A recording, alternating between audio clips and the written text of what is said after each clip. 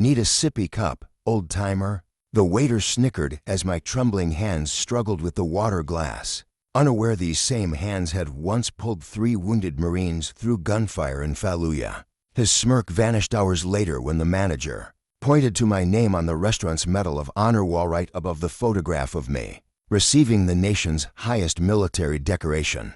What will happen when the arrogant young waiter finally confronts the true cost of freedom? If this story touched your heart, please subscribe to our channel.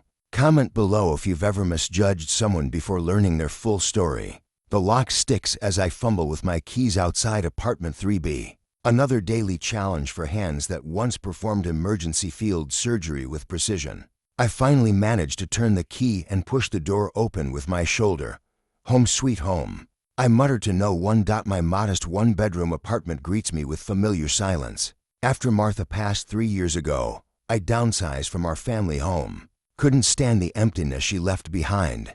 Now it's just me and the photographs. I head straight to the kitchen counter where my pill organizer sits. Blue for morning, white for afternoon, yellow for evening.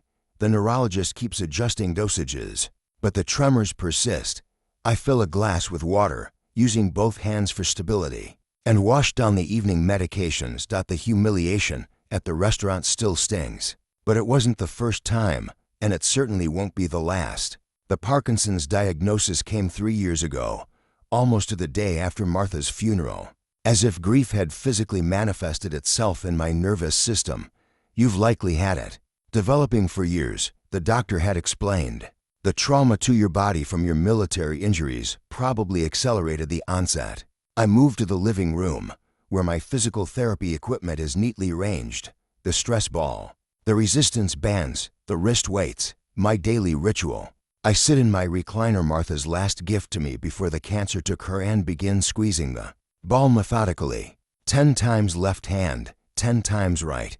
On the side table sits a wooden box I rarely open. Inside are my medals, including the Medal of Honor that's caused me more discomfort than pride over the decades. I haven't worn it since the ceremony, haven't told anyone about it in years. Sarah, my daughter, keeps telling me to wear my pins when I go out. Dad, you earned them, she always says, but I've never wanted special treatment. The men who didn't come home, they're the ones who deserve to be remembered. The television provides background noise as I move through my exercises. Evening news talking about another deployment overseas.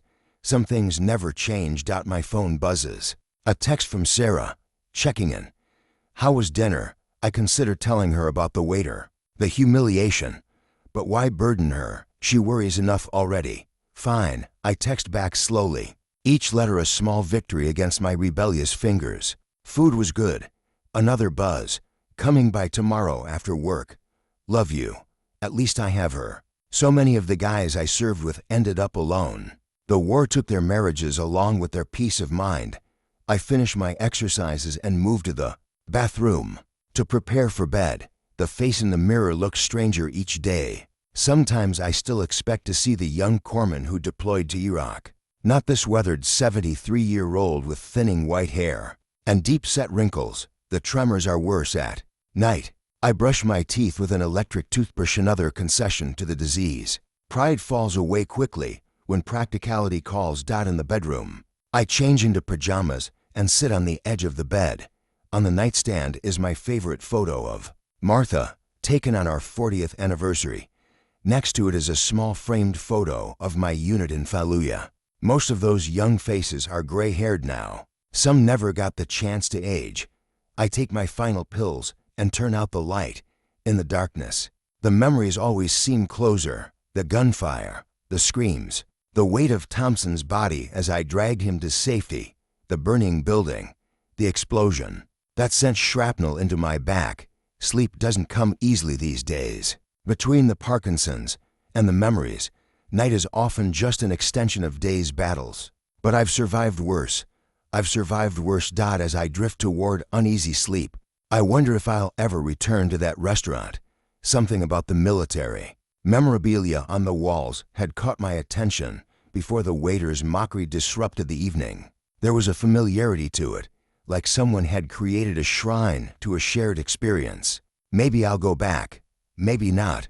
At my age, each small humiliation has to be weighed against the effort of finding new places, new routines, and routines are all I have left now. Tomorrow will be another day of pills, exercises, and trembling hands. Another day of carrying invisible medals and invisible scars. Another day of silence about things most people would never understand anyway. Just before sleep takes me, I remember the waiter's smirking face. Need a sippy cup, old timer? Young, arrogant, oblivious. I've faced worse enemies than him. The dreams always start the same way. Heat, unbearable heat pressing down like a physical weight. The taste of dust in my mouth. The weight of my medical pack digging into my shoulders. Fallujah. November 2004. I bolt upright in bed, sweat-soaked sheets tangled around my legs. The digital clock reads 3:17 a.m. Another night. Another return to the worst and best days of my life. I reach for the glass of water on my nightstand, my trembling hand knocking it over. Damn it, I mutter, turning on the bedside lamp. As I clean up the spill, the dream, the memory remains vivid. 20 years fall away, and I'm back there, a 53-year-old Navy corpsman attached to a Marine unit. Older than most of the boys I served with, but just as determined. They called me Pops or Old Man back then. Little did they know I'd truly earn those nicknames decades later. We'd been clearing buildings for 3 days straight. Operation Phantom Fury, they called it. The largest military operation since the invasion of Iraq. House-to-house fighting in an urban hell of booby traps and snipers. Our unit had just cleared a 3-story apartment building. Lieutenant Rivera gave the all-clear. And for a moment, we relaxed. Martinez lit a cigarette. Thompson was checking his weapon. Williams was trying to raise command on the radio. I remember adjusting my medical supplies, counting gauze pads and morphine syringes. When the world exploded, the RPG hit the building next door, but the secondary explosion caught us in the open. 1 minute we were standing in a loose circle in what remained of a living room. The next we were scattered like bowling pins. The ringing in my ears was deafening. Through the smoke and dust, I could make out shapes on the ground. 3 of them weren't moving. Corpsman up. Someone was shouting, maybe Rivera, though it could have been my own voice. In moments like that, training takes over. I crawled to the nearest Marine, Thompson. Shrapnel wounds to his chest and leg. Breathing but unconscious. I applied a pressure dressing to his leg wound and checked his airways. We need to move. There, targeting this position, Rivera was at my side. His face blackened with soot and blood streaming from a cut above his eye. I need help with the wounded, I shouted back. But another explosion rocked the building. Closer this time. Part of the ceiling collapsed, filling the air with more dust and debris. No time. Enemy moving in from the east. We need to fall back. Now. Rivera and the 2 remaining able-bodied Marines provided covering fire while I faced an impossible choice: leave the wounded behind or attempt to move them through active gunfire. No choice at all, really. I hoisted Thompson over my shoulder in a fireman's carry, his blood soaking my uniform. Martinez and Williams, I shouted. Where are they? 10 o'clock, behind the collapsed wall. Rivera pointed while firing short bursts from his M16. I moved Thompson behind a partial wall that offered some cover and went back for Martinez. He was conscious, clutching his side where a piece of metal had pierced his abdomen. I got you, Marine, I told him, helping him to his feet. We stumbled together toward the makeshift cover where I'd left Thompson. Gunfire intensified. Bullets pinged off concrete around us. Each step was an eternity. After depositing Martinez beside Thompson, I turned back for Williams. He was the furthest away, partially buried under fallen debris, unconscious but alive. As I dragged the debris off him, a bullet struck the wall inches from my head. I could hear Rivera shouting for me to hurry. Our position was being overrun. Williams was the heaviest of the 3, well over 100 pounds of muscle. I grabbed him under the arms and began dragging him across the debris-strewn floor. My boots slipping in dust and blood. More gunfire. A bullet grazed my arm, burning like a hot poker. I barely felt it. By the time I got Williams to our position, Rivera was the only one still firing. The other 2 Marines had fallen back to secure our escape route. "We can't stay here, Doc," Rivera shouted over the gunfire. "We're not leaving them," I said, already checking William's pupils for signs of brain trauma. "Buildings coming down. We need to move them now." He was right. The structure was groaning around us, weakened by the multiple explosions. We had minutes, maybe seconds. What happened next is both crystal clear and a blur in my memory. Somehow, Rivera and I managed to get all 3 wounded Marines out of the building and into a nearby courtyard where we established a defensive position. I worked frantically to stabilize them while Rivera coordinated with command for emergency evacuation. The firefight continued around us. Bullets kicked up dust at our feet. An enemy fighter appeared at the courtyard entrance, and Rivera dropped him with a 3-round burst. I don't remember being afraid. There wasn't time for fear. Each Marine required different care. Thompson was going into shock. Martinez was losing blood from his abdominal wound. Williams had a severe concussion and possible spinal injuries. The medevac arrived 18 minutes later. Longest 18 minutes of my life. As we loaded the wounded onto the helicopter, a final barrage of enemy fire swept the courtyard. I felt the impact in my back like being hit with a sledgehammer. As I was shielding Williams' body with my own, Rivera pulled me into the helicopter just as it lifted off. Only then did I realize I'd been hit. The shrapnel would later be removed at a field hospital, but small fragments remain lodged near my spine to this day. The doctors say it's contributed to my neurological issues. The memory fades, and I'm back in my bedroom, an old man with trembling hands, the spilled water now cleaned up. I checked the clock again. 3:42 a.m. No point trying to sleep now. I make my way to the kitchen for a fresh glass of water. My movements slow and deliberate.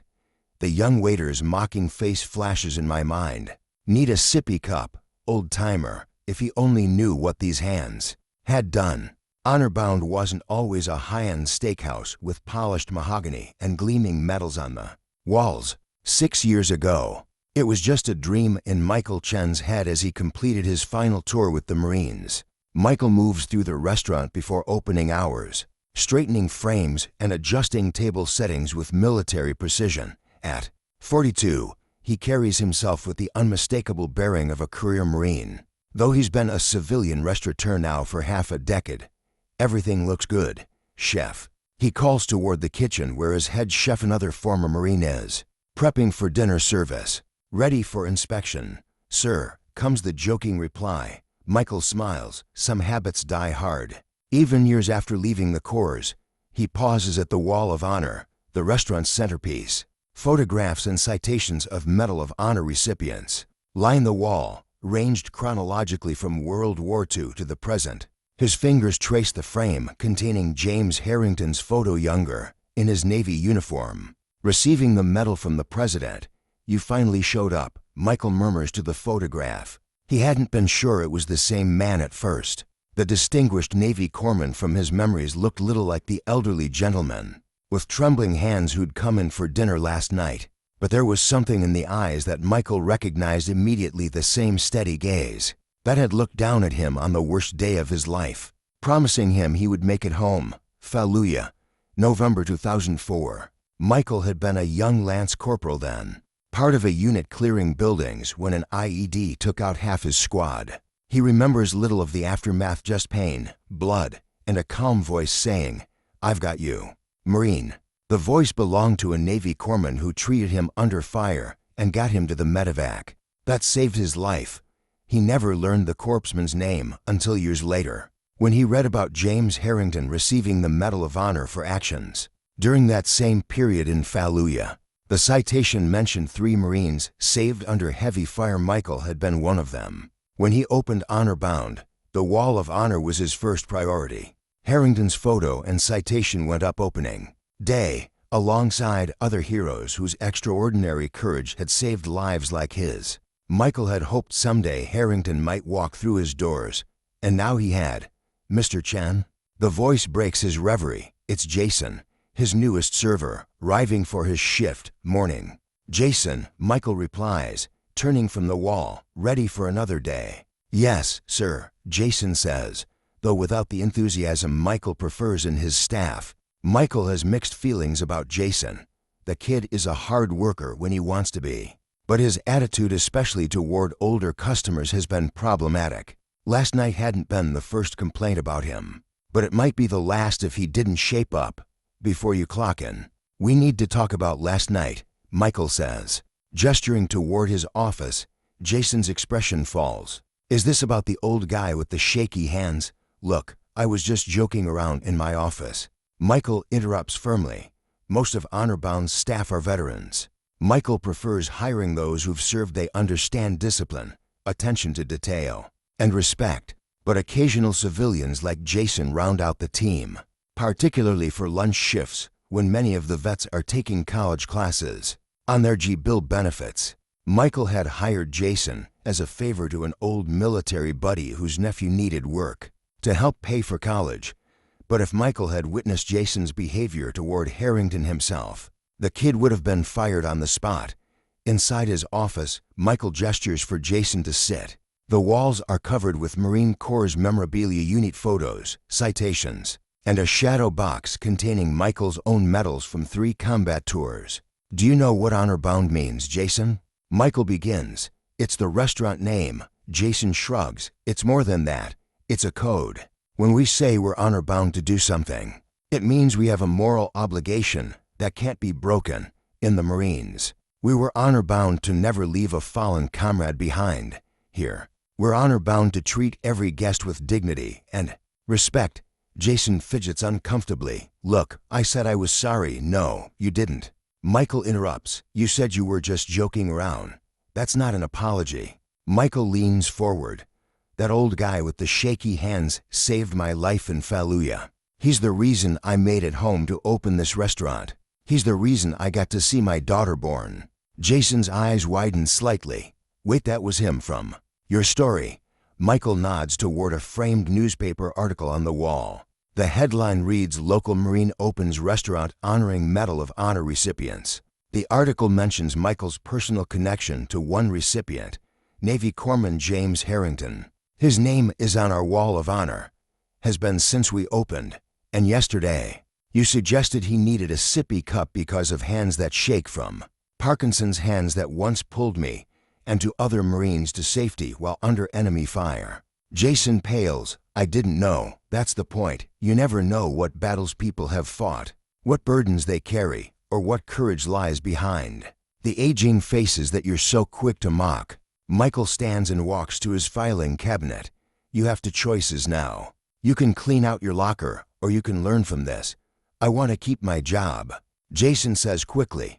Then here's what happens next. You're off the floor today. Instead, you'll be researching every name on that wall of honor. I want a full page on each recipient, who they are, what they did to earn the medal, and what happened to them after. Start with James Harrington. He hands Jason a book titled Above and Beyond, Medal of Honor recipients and their stories. When you're done, we'll talk about whether you have a future at Honor-Bound.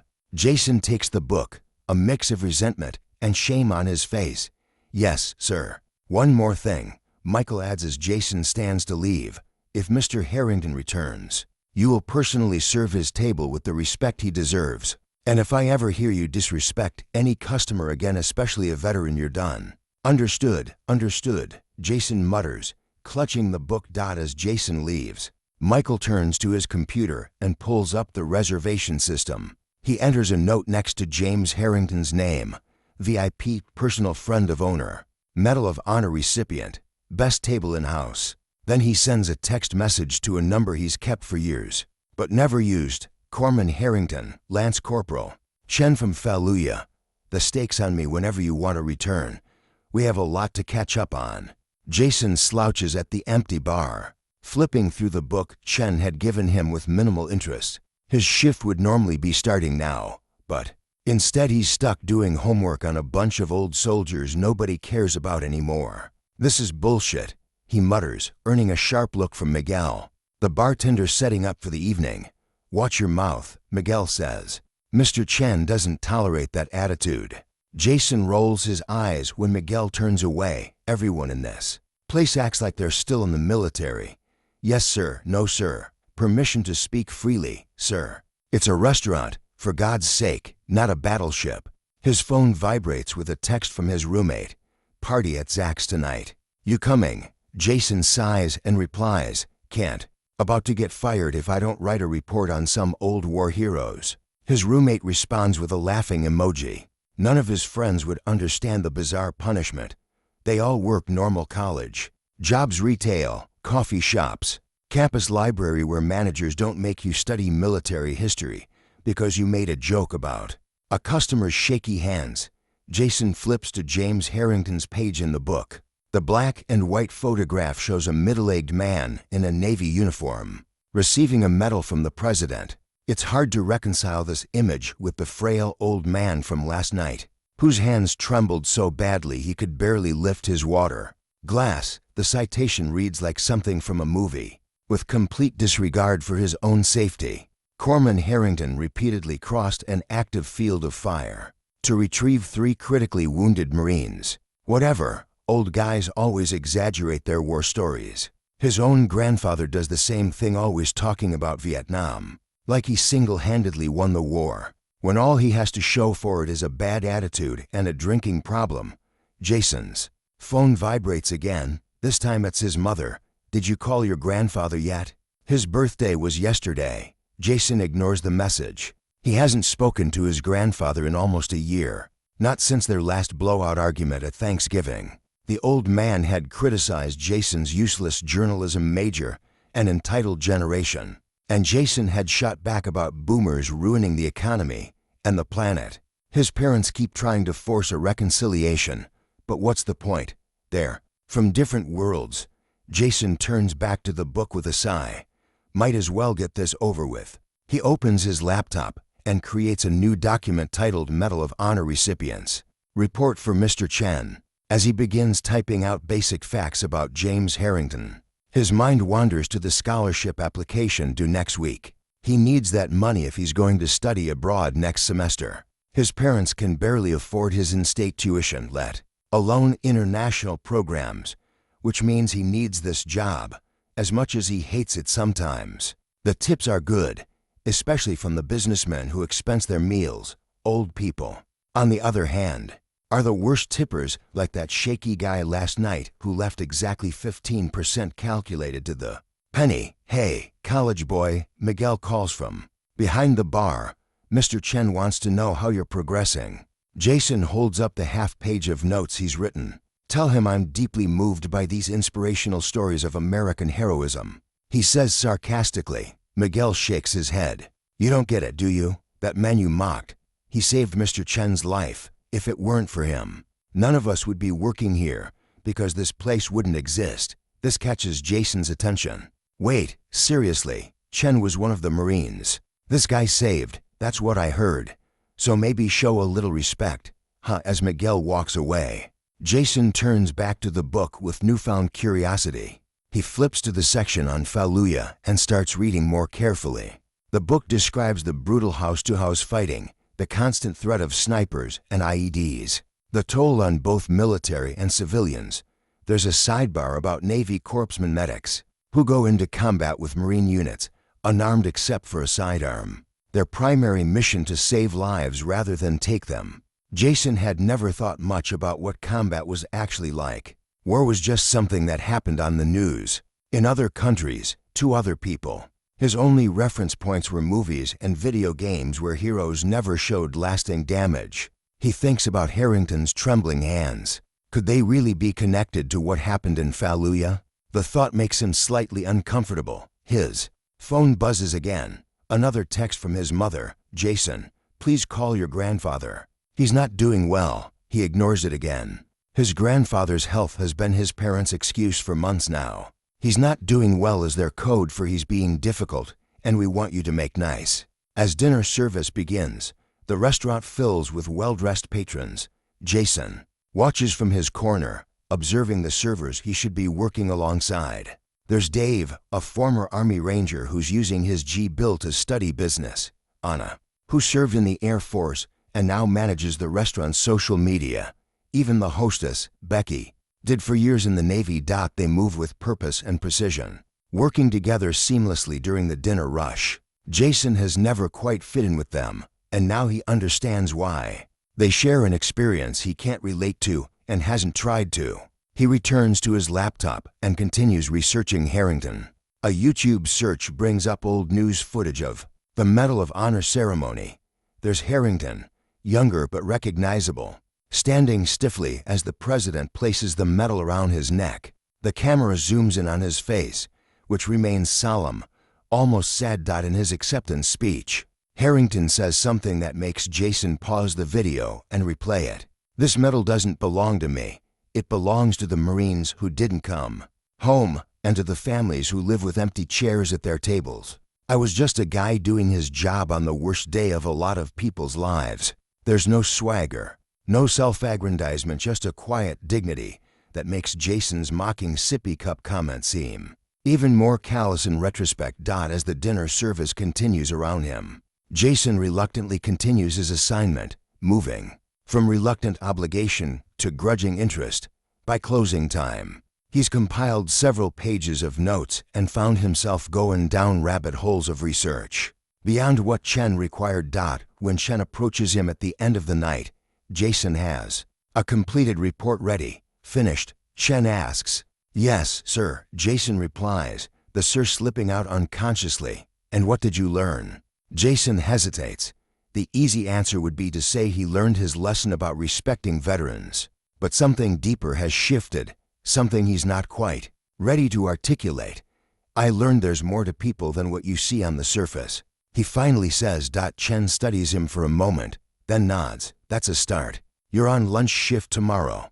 Don't make me regret giving you a second chance." As Jason gathers his things to leave, he passes the wall of honor. He stops before Harrington's photograph, seeing it differently now. Behind the formal pose and solemn expression, he can almost glimpse the man who ran through gunfire to save his comrades, the man whose hands now shake with Parkinson's, but once performed emergency medicine under the most harrowing conditions imaginable. His phone buzzes again. His mother. "For the third time, your grandfather fell today. He's okay but shaken up.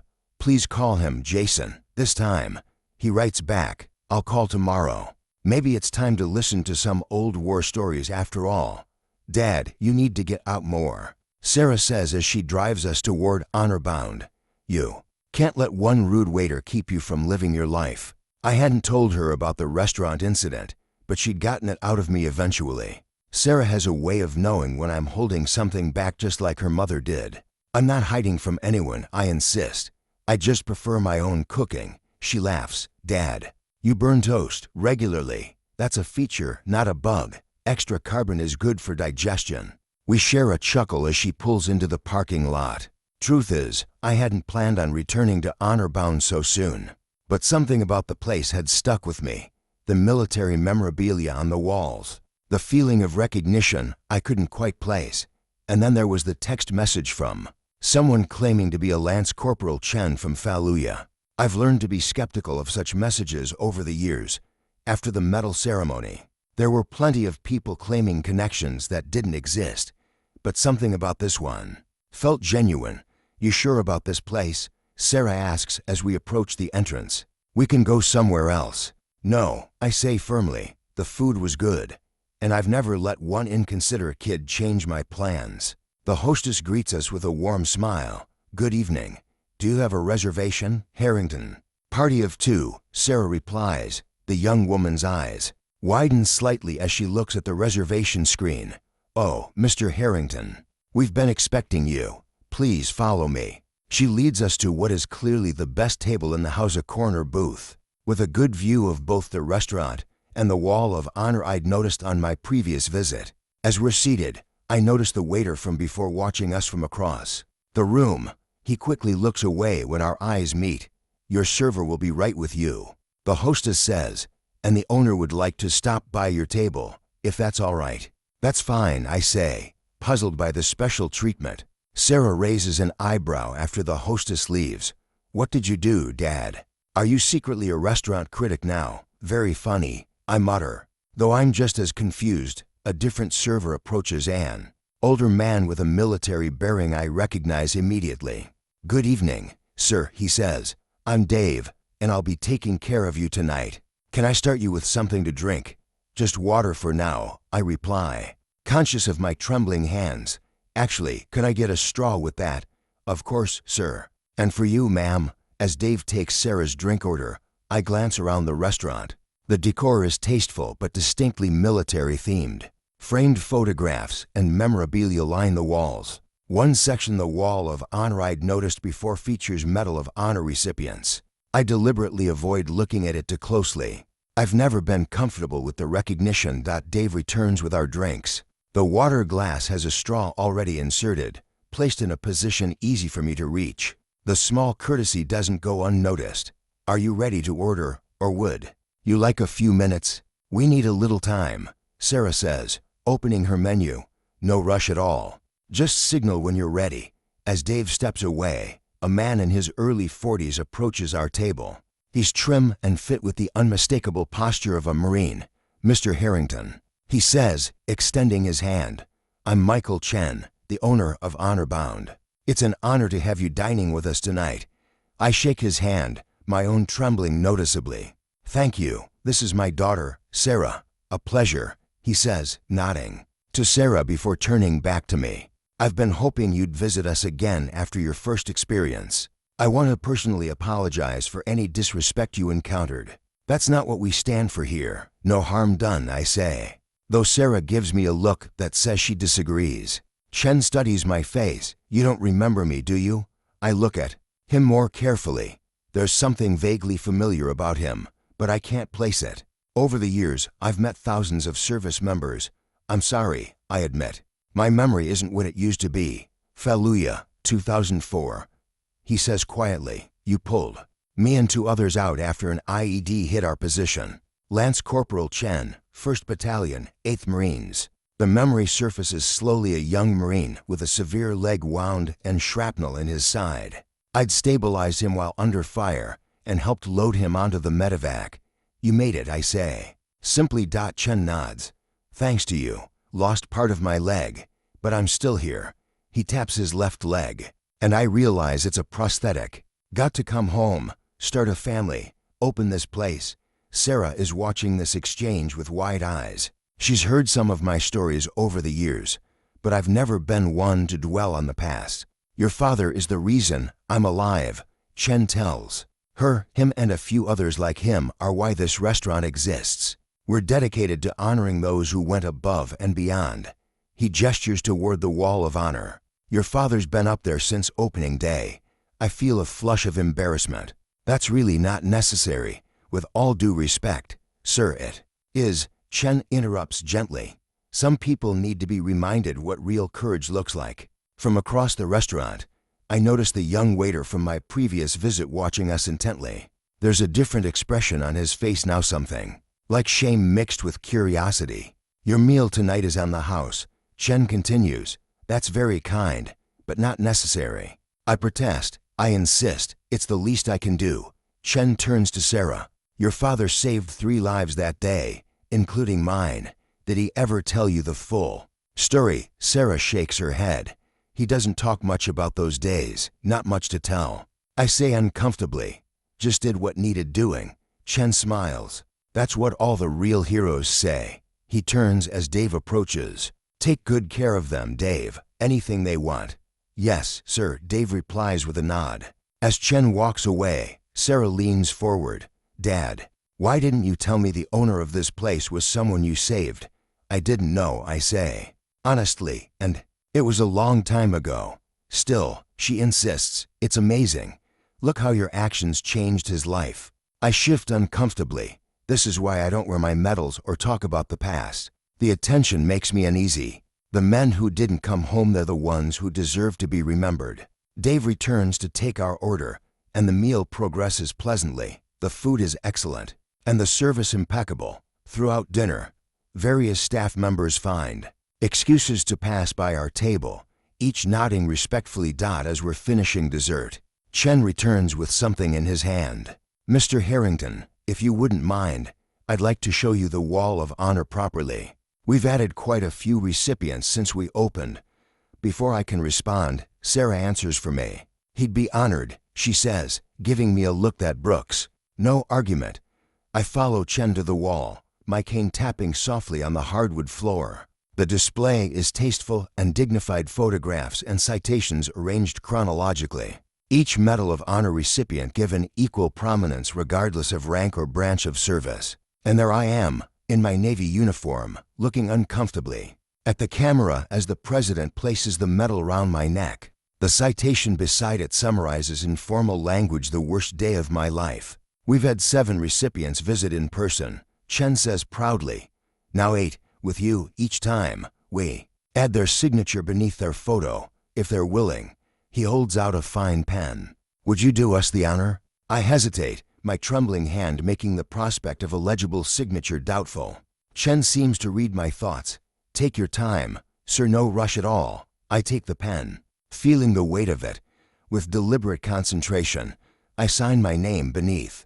The photograph, the tremors making the signature shaky but readable. Thank you, Chen says, genuine emotion in his voice. This means a lot. To all of us. As we return to the table, I notice the young waiter Jason, according to his pneumatic hovering nearby. Chen beckons him over.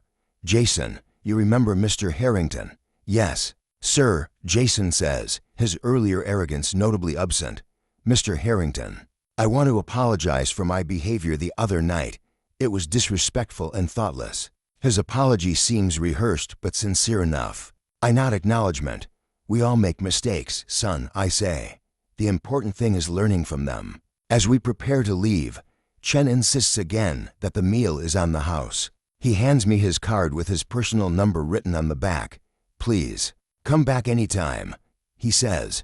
Your table will always be waiting, in the car. Sarah is unusually quiet. What? I finally ask as she drives. All these years, she says. And you never told me the full story of what happened in Fallujah. I had to hear it from a stranger. It's not something I like to dwell on. Dad, you saved 3 lives. You earned the Medal of Honor. That's not something to hide. I look out the window at the passing streetlights. The medal was just for doing my job, Sarah. The real heroes are the ones who didn't come home. She reaches over and squeezes my trembling hand. Maybe, but I'm grateful every day that you did come home. And clearly, so is Michael Chen.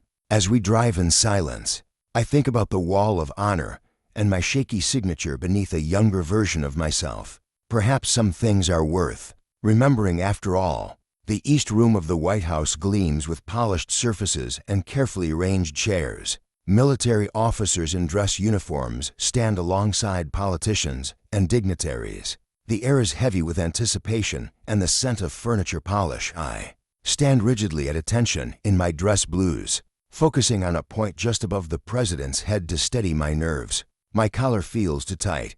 My shoes pinch. Nothing feels right. Ladies and gentlemen, the President of the United States. Everyone rises as the President enters. The ceremony begins with remarks I barely hear. My mind is thousands of miles away, back in the dust and chaos of Fallujah. This isn't where I belong. This isn't what I deserve. Hospital Corpsman First Class James Harrington demonstrated extraordinary heroism. The citation is being read aloud, transforming my desperate scramble to save my Marines into something noble and planned. It wasn't like that. There was no time to think about heroism or courage. You just did what needed doing. Thompson, Martinez, and Williams survived, but others didn't. Patrick Donnelly, who bled out in my arms 2 weeks before the incident there. Celebrating today. Sam Reeves, killed by a sniper while I was tending another wounded Marine.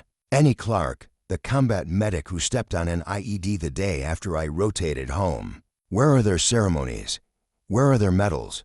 With complete disregard for his own safety, Corpsman Harrington repeatedly crossed an active field of fire. Martha sits in the front row, dabbing at her eyes with a handkerchief. Our daughter Sarah, just 21 then, sits beside her, face shining with pride. They don't understand that this medal feels like a burden, not an honor. The President steps forward. I stand at attention as he places the medal around my neck. The weight of it is surprising both literally and figuratively. Cameras flash. Hands are shaken. I'm guided to the podium to say a few words. I've prepared remarks, but they suddenly feel inadequate, almost dishonest. This medal doesn't belong to me, I begin, my voice steadier than I expected. It belongs to the Marines who didn't come home, and to the families who live with empty chairs at their tables. I was just a guy doing his job on the worst day of a lot of people's lives. I see Martha's expression fall slightly. She'd helped me prepare a longer, more gracious speech. But I can't bring myself to recite platitudes about honor and duty when all I can think about are the faces of the ones we lost. If this medal stands for anything, I continue, let it stand for the promise that we'll care for all our returning warriors, the ones with visible wounds and invisible ones. Let it remind us that survival often comes with a lifetime of remembering. I step away from the podium, the brief remarks clearly surprising the organizers. The ceremony continues with more speeches from military leaders and politicians. I stand, at attention, the medal heavy around my neck. Afterward, there's a reception. People I've never met congratulate me. Generals shake my hand. Politicians ask for photographs. I go through the motions, feeling increasingly like an imposter. Martha senses my discomfort and stays close, her hand reassuringly on my arm. You did good up there, she whispers when we have a moment alone, short and from the heart. I just want this day to be over, I admit. I know, but it means something to the families. James, Thompson's mother, came up to me during the reception. She couldn't stop crying, saying thank you for saving her son. I nod, throat tight. That's the only part of this that feels real. The families, not the pomp and ceremony, not the politicians using my story for whatever agenda they're pushing this week, but the simple gratitude of parents whose sons came home because of what we did that day. What I don't tell Martha is how many mothers will never get that closure. How many fathers will visit graves instead of welcoming sons and daughters home? The medal feels like a mockery of their loss. A reporter approaches, notepad in hand. Corpsman Harrington, how does it feel to be called a hero? I'm not a hero. I say automatically, I was just doing my job. But surely the real heroes are the ones who didn't come home. I interrupt, the words coming out sharper than intended. If you want to write about heroes, write about Patrick Donnelly or Sam Reeves or Annie Clark. Martha squeezes my arm in warning, but I'm beyond caring about press niceties.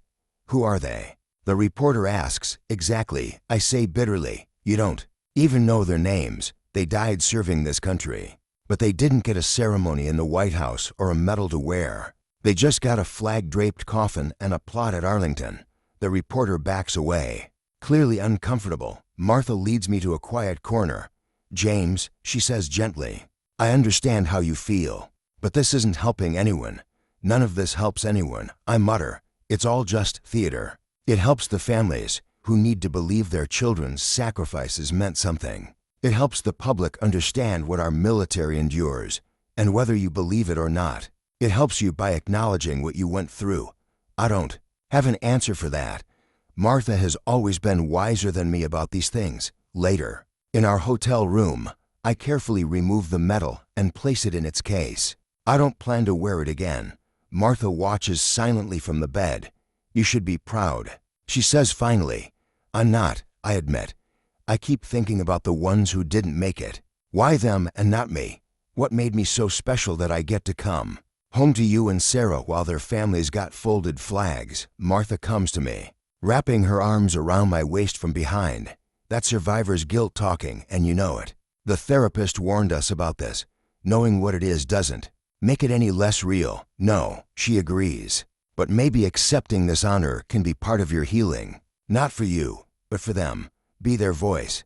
Make sure they're not forgotten. I turn in her arms, looking into the eyes of the woman who has stood by me through 3 deployments and all the aftermath. When did you get so wise? I've always been the brains of this operation, Corpsman. You're just the muscle. It gets a small smile out of me, which was clearly her intention. I promise, I tell her, I'll try to see this the way you do. But as she sleeps beside me that night, I lie awake staring at the ceiling, the weight of the medal locked away in its case still somehow heavy around my neck. I make a silent vow to the ones who didn't return. I will live a life worthy of your sacrifice. I will never forget, and I will never let others forget you either. It's a promise I've tried to keep, though in the quietest ways possible. Not through speeches or public appearances, but through living honorably, through volunteering at the VA, through writing letters to the families of the fallen on the anniversaries of their deaths. The medal itself has spent most of the past 20 years in a drawer, until now. As I think about my signature drying beneath my photograph on Michael Chen's wall of honor, I wonder if perhaps there's value in remembrance after all. The next morning, my phone rings before 7. It's an unfamiliar number, but something compels me to answer. Corpsman Harrington? It's Michael Chen. I sit up in bed, instantly alert despite the early hour. Old habits die hard. Good morning, Mr. Chen. Please, call me Michael. There's a pause. I hope I'm not calling too early. Not at all. I've been up since 5. Another habit from my service days and now from the Parkinson's, which often makes sleep difficult. I was wondering if you might consider coming back to the restaurant today. Not for a meal, though you're always welcome, but to see something I think might interest you. My curiosity is piqued. What might that be? Better to show you in person. Would 10 a.m. work? We don't open for lunch until 11:30. I agree, and 2 hours later, Sarah is dropping me off in front of Honor Bound. Want me to come in with you? She asks. No need. Michael said it wouldn't take long. You can run your errands and pick me up in an hour. Sarah looks skeptical. Dad, you hate being alone with strangers. He's not a stranger, I reply. He's a Marine. She smiles at that. In my world, there are no former Marines. Once a Marine, always a Marine. And despite my Navy uniform, I spent enough time embedded with Marine units to understand their brotherhood. Michael meets me at the door, greeting me with a respectful handshake. Thank you for coming, sir.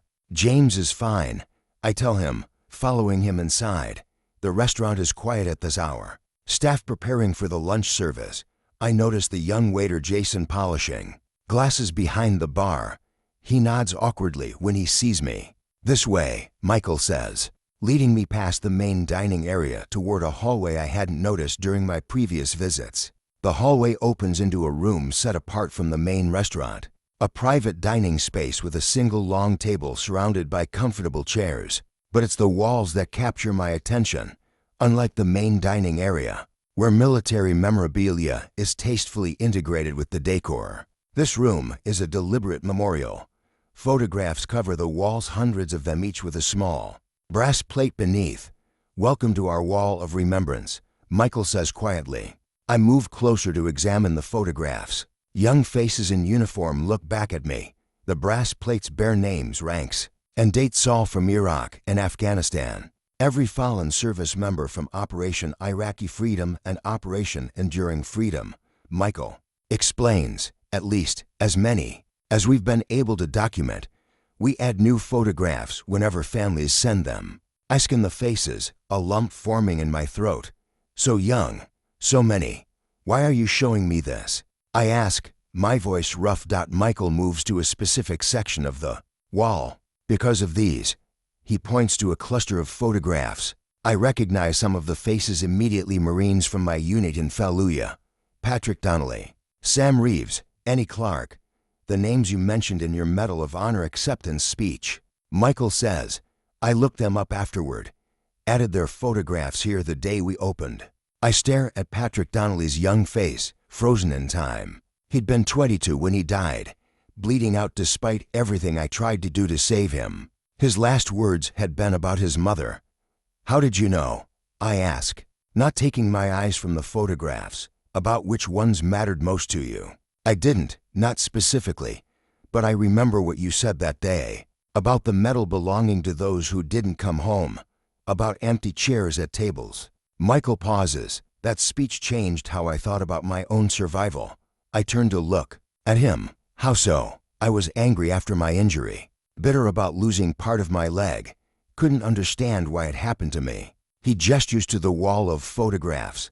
But after hearing you speak, I realized how fortunate I was to come home at all. These men and women never got that chance. I nod, understanding completely. Survivor's guilt is something we've all wrestled with in our own ways. So I made a promise. Michael continues. I promised I would live a life worthy of their sacrifice, that I would create something meaningful to honor them. He gestures around the room. That's what Honor Bound is really about. Not just celebrating medal recipients, but remembering everyone who served, especially those who gave everything.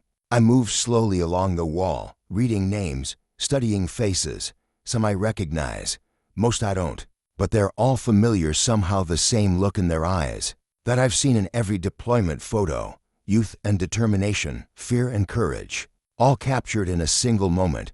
We host Gold Star families here, Michael explains. Private dinners, memorial gatherings, a place where they can feel their loved ones are remembered. I stop at Annie Clark's photograph. She'd been a combat medic attached to an Army unit near ours. We'd worked together during a mass casualty event, side by side for 12 hours straight, saving who we could. She'd stepped on an IED the day after I rotated home. This is why the medal always felt wrong. I say quietly, they deserve to come home too. Michael nods. I understand that now. But the medal isn't just about you, Sir James. It's about all of us who benefited from what you did, the lives you saved, the families who didn't have to put their loved ones on this wall because of your actions. He leads me to another section of the room where a different sort of display hangs. It's a collection of framed photographs of families' weddings, graduations, newborn babies, birthday celebrations. These are the lives that continued because of service members like you. Michael explains. Thompson has 3 kids now. Williams became a doctor. And me, he points to a photograph of himself in a tuxedo standing beside a beautiful woman in a wedding dress. Another shows him holding a newborn baby. My wife, Angela. My daughter, Emma. None of this would exist if you hadn't done what you did that day. I stare at the photographs, emotions warring within me. The grief for those lost has never faded. But seeing the lives that continued because of our actions that day, there's comfort in that too. I come here every morning, Michael says. Before the restaurant opens, I look at both walls, the lives lost and the lives that continued. It helps me remember why all of it mattered. We stand in silence for a moment. Finally, I ask, why did you really ask me here today? Michael seems to choose his words carefully. 2 reasons. First, I wanted you to see that your words at that ceremony had an impact, that the way you honored the fallen changed how at least one survivor thought about his own life. And the second reason, I'd like your permission to hold an event.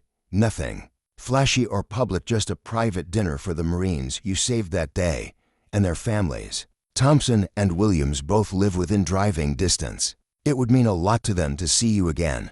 I hesitate. I've avoided reunions and veterans events over the years, preferring to keep my memories and grief private. You don't have to decide now. Michael adds quickly, just think about it. As we walk back toward the main dining area, I notice Jason, watching us from the bar, curiosity evident on his face. What's his story? I ask Michael, nodding toward the young waiter. Michael sighs. College kid working to pay tuition. Smart but entitled, no concept of service or sacrifice.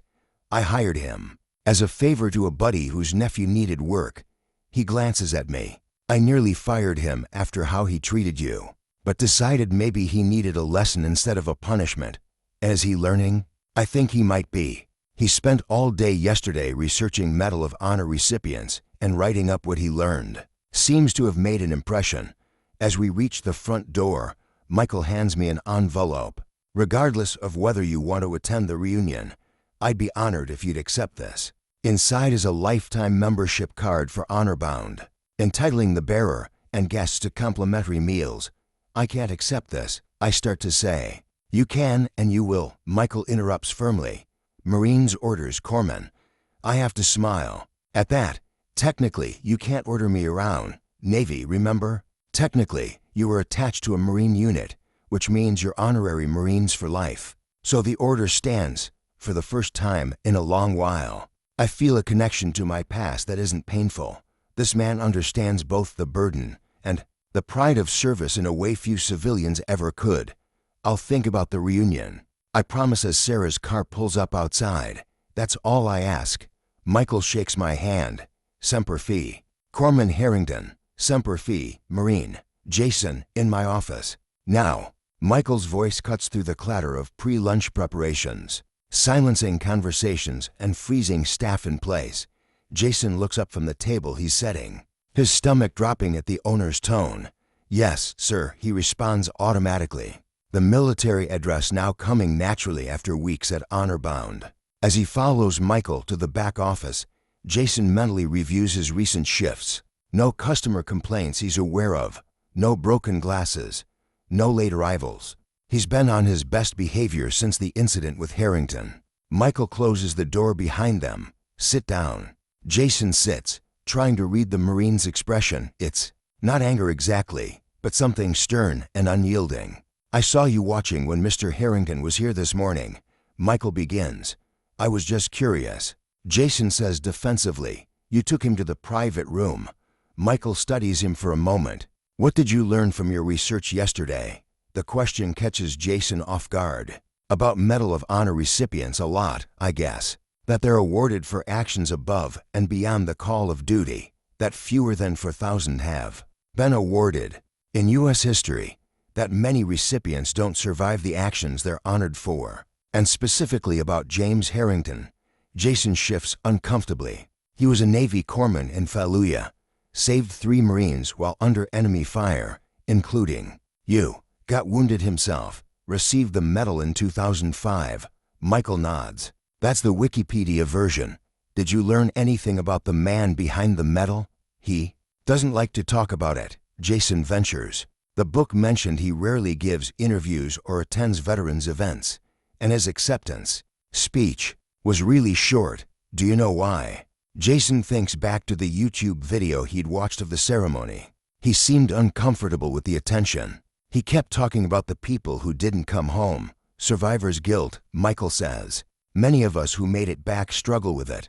Why us and not them? What makes us worthy of surviving when better men and women didn't? He turns to a shelf behind his desk and pulls down a framed photograph. It shows a group of Marines in combat gear, dusty and tired but smiling. This was my unit in Fallujah. 17 of us in this picture.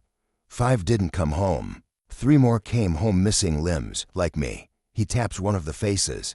This was my best friend, Ray Dominguez, killed 2 days after this photo was taken. 22 years old. Jason doesn't know what to say, so he says nothing. The day you mocked Mr. Harrington for his shaky hands, you weren't just disrespecting an old man with a medical condition. You were disrespecting everything he represents: sacrifice, courage, the burden of survival. Jason flushes with shame. I've apologized to him. Your apology was rehearsed and self-serving. Michael interrupts. You said the words because you had to, not because you understood why what you did was wrong. The assessment stings because it's accurate. Jason had apologized primarily to keep his job. So what do you want me to do? He asks, an edge of resentment creeping into his voice. Grovel. Quit. I said I was sorry. Michael's expression hardens. What I want is for you to understand that your behavior reflects a larger problem. You move through life taking for granted the sacrifices that make your freedom possible. You mock what you don't understand. You disrespect age and experience because you think youth makes you superior. That's not fair, isn't it? When was the last time you called your grandfather? The question hits like a physical blow. What does my grandfather have to do with this? Your mother mentioned he's a Vietnam veteran when she called to check on you last week. Said you haven't spoken in nearly a year. Jason feels a surge of anger. You talked to my mom about me? She called the restaurant concerned because you weren't answering her texts. We got to talking. Michael leans forward. Your grandfather served in Vietnam, earned a Bronze Star, came home to people spitting on him and calling him a baby killer. And now his own grandson can't be bothered to call him on his birthday. You don't know anything about my relationship with my grandfather, Jason snaps. You're right, I don't. But I know something about being a veteran trying to connect with a younger generation that doesn't understand what we've been through. Michael's voice softens slightly, and I know something about regret, about words left unsaid until it's too late. Jason looks away, uncomfortable with the direction of the conversation. So what now? Are you firing me? That depends on you. Michael returns the photograph to its shelf. I'm giving you an assignment. To parts. First, I want you to research and write a 5-page paper on the Battle of Fallujah, the context, the strategy, the human cost. I'm not in school anymore. You're in my school now. Michael cuts him off. Second part of the assignment. Call your grandfather. Have a real conversation with him. Ask him about his service. Actually listen to what he has to say. Jason starts to protest, then thinks better of it. And if I do this, I keep my job. If you do this sincerely, with an open mind and heart, then yes. Michael fixes him with a steady gaze. But this isn't just about your job, Jason. It's about who you're becoming as a person right now. You're on a path to being the kind of man who mocks elderly veterans for physical conditions related to their service. Is that really who you wanted to be? The question lands harder than Jason expected. Is that who he's becoming? I'll do the assignment. He says finally, good. I want the paper by the end of the week, and I'll know if you've called your grandfather or not. Jason stands to leave, but Michael stops him with one more question. Why do you think Mr. Harrington's hands shake? Jason pauses. The book said he has Parkinson's disease. Did it mention what might have caused it? No, just that he was diagnosed a few years ago. Michael nods. Medical research suggests that traumatic brain injuries increase the risk of Parkinson's later in life. Mr. Harrington was thrown against a wall by an explosion while shielding a wounded Marine. He sustained a significant head injury but refused evacuation until all the wounded were treated. Jason feels another wave of shame wash over him. The sippy cup comment seems even more cruel in this new context. The tremors that you mocked are likely a direct result of injuries sustained while saving lives. Michael continues, remember that the next time you're tempted to judge someone based on appearances. I will, Jason says quietly, genuinely chastened. Now, one more thing, Michael adds as Jason reaches for the door. Mr. Harrington will be back. I've invited him to a private event honoring the Marines he saved. When he returns, I expect you to serve his table personally, with the utmost respect and professionalism. Yes, sir. As Jason leaves the office, his phone buzzes in his pocket. It's his mother again. Jason, please call your grandfather. He's asking about you. He stares at the message for a long moment, then types a reply. I'll call him tonight. In the main dining room, lunch service is getting underway. Jason ties on his apron and joins the staff meeting, his mind still processing Michael's words. The restaurant is filling with the usual mix of business people and tourists, but now Jason finds himself wondering about their stories. How many are veterans? How many carry invisible wounds or memories of things he couldn't imagine? He glances toward the wall of honor where James Harrington's photograph hangs. Alongside other medal recipients, the old man with the trembling hands suddenly seems like a different person entirely. Dave, one of the veteran servers, notices his gaze. Checking out the wall, Jason nods, just thinking about how I never really looked at it before, not properly. Dave follows his gaze to Harrington's photo. Chen told us you had a run-in with him, said you didn't know who he was. I didn't, Jason admits, just saw an old guy with shaky hands. Common mistake civilians make. Dave says, but there's no malice in his tone. You see age or disability, but miss the person underneath. Every vet in here recognized him immediately. Medal or no medal, it's something in the eyes. What do you mean? Dave considers for a moment. Hard to explain. A kind of awareness, alertness. You can always tell the ones who've been in the shit, you know? They notice everything. Check exits. Watch people's hands, never sit with their back to the door. Jason thinks about Harrington's careful movements, his quiet dignity even when being mocked. Chen making you work the wall section today? Dave asks. Yeah. Is that some kind of punishment detail? Dave laughs. Nope. Best section in the house. Most of our regulars are vets or military families. They tip well and don't complain about stupid stuff. He claps Jason on the shoulder. Just be respectful and you'll be fine. And if you don't know what to say, just listen.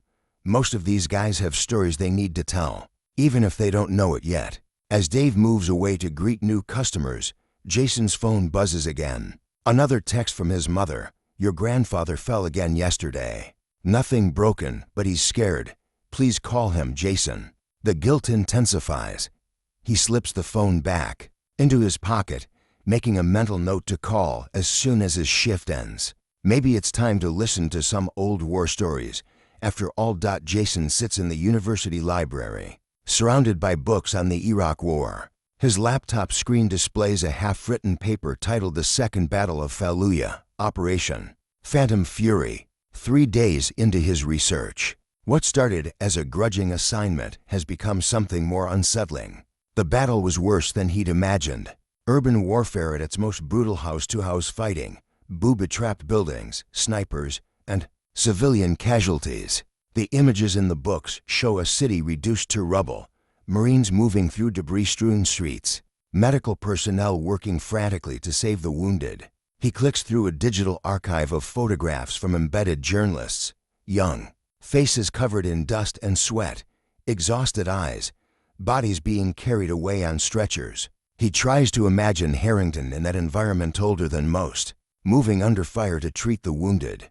His phone buzzes with a text from Michael Chen. "How's the paper coming? Almost done."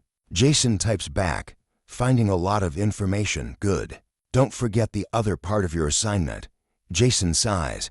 He still hasn't called his grandfather. Each night he's intended to, but found reasons to postpone. Too late, too tired, too busy.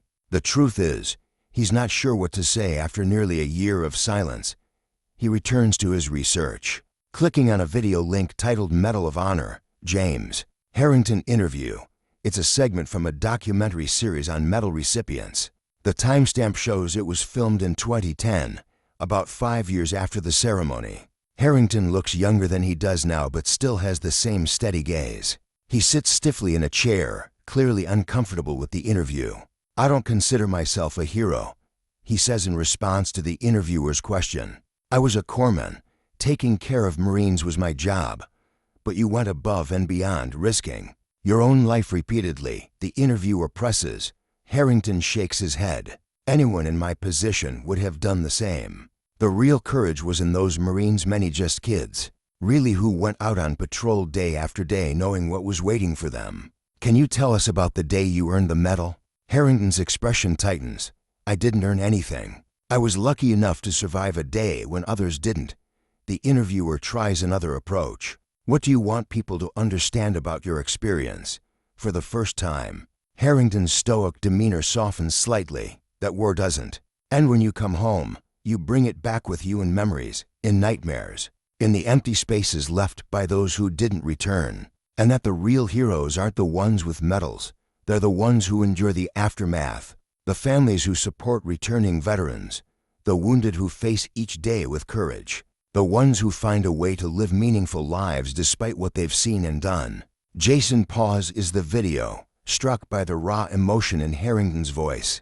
This isn't the rehearsed humility he'd expected from a decorated veteran. It's something deeper, a genuine discomfort with being singled out for recognition when so many others suffered and sacrificed. He opens a new browser tab and searches for Fallujah plus Navy Corpsman plus duties. The results describe corpsmen as medical personnel attached to Marine units, responsible for emergency battlefield medicine. They undergo combat training alongside Marines, but focus primarily on saving lives rather than taking them. Additional searches reveal more about Harrington specifically. After returning from Iraq, he'd continued his naval career, training new generations of corpsmen until his retirement. He'd also volunteered at VA hospitals and advocated for better mental health services for veterans, though always quietly, avoiding the spotlight. Another video catches Jason's attention, Remembering the Fallen, Fallujah Veterans Memorial. Dedication. It shows a ceremony for a memorial wall similar to the one in Honorbound's private room. The camera pans across the crowd, and Jason spots Harrington in the background, standing at attention in civilian clothes. His eyes never leave the wall of names throughout the ceremony. As Jason continues his research, a more complex picture emerges of both the battle and the man who survived it. Harrington wasn't just an old man with shaky hands. He was someone who had lived through hell, saved lives under impossible conditions, and carried the weight of survival when others didn't make it home. The Medal of Honor citation reads like fiction, running through enemy fire to reach wounded Marines, continuing to treat casualties despite being wounded himself, refusing evacuation until all patients were stabilized. The dry, official language can't capture the chaos and terror of that day, but the facts are clear. Harrington put himself at extreme risk to save others. Jason thinks about his own life. The petty complaints, the self-absorption, the casual disrespect toward those he deemed unimportant. The contrast with Harrington's sacrifice is stark and uncomfortable. He closes his laptop and gathers his books. It's nearly 8 p.m., and the library will be closing soon. As he walks to his apartment, he makes a decision. In his kitchen, he stares at his phone for a long moment before dialing a number he hasn't called in almost a year. It rings 4 times before a gruff voice answers. "Hello, Grandpa, it's Jason." There's a pause, then, "Well, I'll be damned. Your mother said you might call, but I wasn't holding my breath." The familiar abrasiveness almost makes Jason hang up, but he thinks of Harrington's steady gaze in the videos, his quiet dignity even when being mocked. "I'm sorry I didn't call on your birthday," Jason says, "or, for the past year." Another pause, apology accepted. "Though I wasn't exactly reaching out either." His grandfather's voice softens slightly. "Your mom says you're working at some fancy restaurant now." "Yeah, a place called Honor Bound. It's, owned by a Marine. Lots of military stuff on the walls." "Honor Bound. Good name for a place. Actually, I'm calling because..." Jason hesitates. "I've been researching the Battle of Fallujah for a paper, and it made me think about your service in Vietnam. I realized I've never really asked you about it." The silence that follows is so long that Jason checks to make sure the call hasn't dropped. "Grandpa, you still there?" "Yeah, I'm here." His grandfather's voice sounds different now, cautious, perhaps even vulnerable. "You really want to hear about Vietnam?" "I do," Jason says, surprised to find he means it. "If you want to, tell me." "Well, that's a first." There's a rustling sound, like his grandfather is settling into a chair. "Where do you want me to start?" "Wherever you want. I'm listening." And for the first time in his life, Jason truly is. As his grandfather begins to speak of jungle heat and ambushes, of fear and camaraderie, of coming home to a country that didn't want to acknowledge what he'd been through, Jason understands something Michael Chen had been trying to tell him. Behind every aging veteran is a young person who gave up a piece of their life, and sometimes pieces of themselves in service to something larger. By the time they hang up, an hour later, with plans to meet for lunch the following Sunday, Jason has a clearer sense of what needs to go into his paper, not just the facts and strategies of the battle, but the human cost, the lasting impact, and the quiet heroism of people like James Harrington, who carry the burden of memory. Long after the fighting ends, the Golden Dragon Chinese restaurant hasn't changed in 20 years. Same faded red booths, same paper lanterns hanging from the ceiling, same elderly waiter who remembers regular customers by their usual orders. "Ah, Mr. Frank, long time no see. You want usual, hot and sour soup, kung pao chicken, extra spicy?" Jason's grandfather nods. "You got it, Lee. And whatever my grandson wants." He gestures toward Jason with unmistakable pride. Jason orders beef with broccoli, then watches as his grandfather exchanges a few phrases in what sounds like Mandarin with the waiter. "I didn't know you spoke Chinese," Jason says after Lee shuffles away. "Just a few phrases. Picked it up during our in Taiwan." Frank Kelly is 76, with a military straight posture despite his age, his weathered hands steady. Unlike Harrington's fidget with a napkin. "Your grandmother and I used to come here every Friday. Lee always remembered her birthday. Sent dessert on the house." It's the first mention of Jason's grandmother, who died when he was 10. He barely remembers her. "You still come here every Friday?" Frank nods. Creatures of habit, us old folks. An awkward silence falls between them. It's been for days since their phone conversation, but the years of distance aren't easily bridged. "So," Frank finally says, "your mom tells me you're studying journalism. How's that going?" "Good.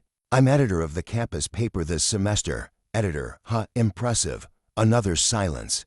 Jason takes a breath. "Grandpa, I've been researching the Iraq War for a paper, specifically the Battle of Fallujah." Frank's expression sharpens with interest. "Nasty business, urban warfare. Worse than the jungle in some ways. No place to hide. Did you see combat in Vietnam?" A flicker of something surprise perhaps crosses Frank's face. In all their years, Jason has never asked this directly. Yeah, I did. 16 months with the 1st Cavalry Division, to Purple Hearts and a Bronze Star. He says it matter-of-factly, without bravado. I didn't know about the Purple Hearts. Jason feels a stab of shame at how little he knows about his grandfather's service. Got shot in the leg during my first tour. Shrapnel in my back during the second. Nothing compared to what some guys went through. The waiter returns with their soup.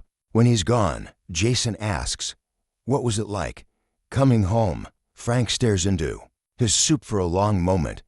"Different than it is now. No thank you for your service. No welcome home parades. People either ignored you or called you a baby killer." He takes a spoonful of soup, but that wasn't the hard part. What was adjusting? Trying to be normal when nothing felt normal anymore. Jumping at car backfires. Waking up screaming. Drinking too much to forget. He looks up at Jason. "Your grandmother saved me. She didn't understand what I'd been through, how could she? But she never gave up on me." Jason thinks about Harrington's trembling hands, his quiet dignity. There's this customer at the restaurant, a Medal of Honor recipient from Fallujah. His hands shake from Parkinson's. I was rude to him before I knew who he was. Frank's eyes narrow slightly. And would it have been okay to be rude if he wasn't a war hero? The question catches Jason off guard. No, I guess not. But it made it worse, finding out what he'd done, what he'd been through. That's the thing about getting older, Frank says. Everyone looks at you and sees just an old person. They forget you had a whole life before that, you were young once. That you did things, saw things. Jason nods, thinking of the photograph of Harrington receiving his medal. Decades younger, but with the same steady gaze. "What's this guy's name?" Frank asks. "The Medal of Honor recipient. James Harrington. He was a Navy corpsman." Frank puts down his spoon. "Doc Harrington, from Fallujah?" Jason stares at his grandfather. "You know him, know of him. Every Vietnam vet follows the medal citations from Iraq and Afghanistan. Brothers from different wars. You could say." Frank shakes his head. "And you were rude to him." "Jesus, Jason. I didn't know. That's not an excuse." Frank's voice is sharp. "Respect isn't something you reserve for people with medals. It's something you give to everyone until they prove they don't deserve it." Jason feels his face flush. It's the same lesson Michael Chen had tried to teach him, now reinforced by his grandfather. "I know that now," he says quietly. Frank's expression softens. "Well, knowing is the first step. What are you going to do about it?" "I already apologized. But it wasn't great. The restaurant owner has me researching Medal of Honor recipients and the Battle of Fallujah as a sort of, I don't know, punishment or education. I guess, good for him. Military leadership." Frank nods approvingly. "But that's not what I meant. What are you going to do for Harrington?" "Do for him? I don't understand. Actions speak louder than words. Boy, an apology is just words. If you're really sorry, show it." Their food arrives, and they eat in silence for a few minutes. Jason considers his grandfather's challenge. What could he possibly do for someone like Harrington? "Tell me about your Bronze Star," he says finally, "if you don't mind." Frank looks surprised at the change of subject, but begins to speak. He describes a firefight near the Cambodian border, an ambush that separated his platoon.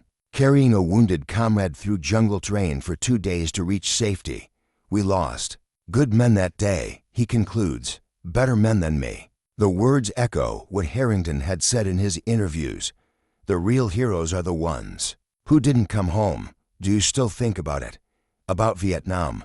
Jason asks. "Every day." Frank puts down his fork. "Not like I used to. Time helps, but you never really leave it behind. It becomes part of you." Jason thinks about Harrington's trembling hands, wondering if they're a physical manifestation of experiences too heavy to set down. "Is that why you and Dad argue so much? Because he doesn't understand what you went through." Frank sighs. "Your father was born after I came home. Never knew me before Vietnam. To him, I was always the guy with nightmares, the one who couldn't talk about his feelings, who needed everything in its place."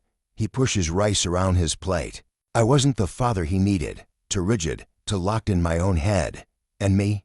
Jason asks. "Is that why we stopped talking? Because I don't understand either." "Partly." Frank meets his grandson's eyes directly. but mostly because you remind me of myself at your age. Cocky, sure you know everything, dismissive of anyone who thinks differently. His voice softens. I see myself in you, and I wasn't always proud of who I was at 21. The honesty is startling. Jason feels a complex mix of emotions: defensiveness, shame, but also a strange sense of connection.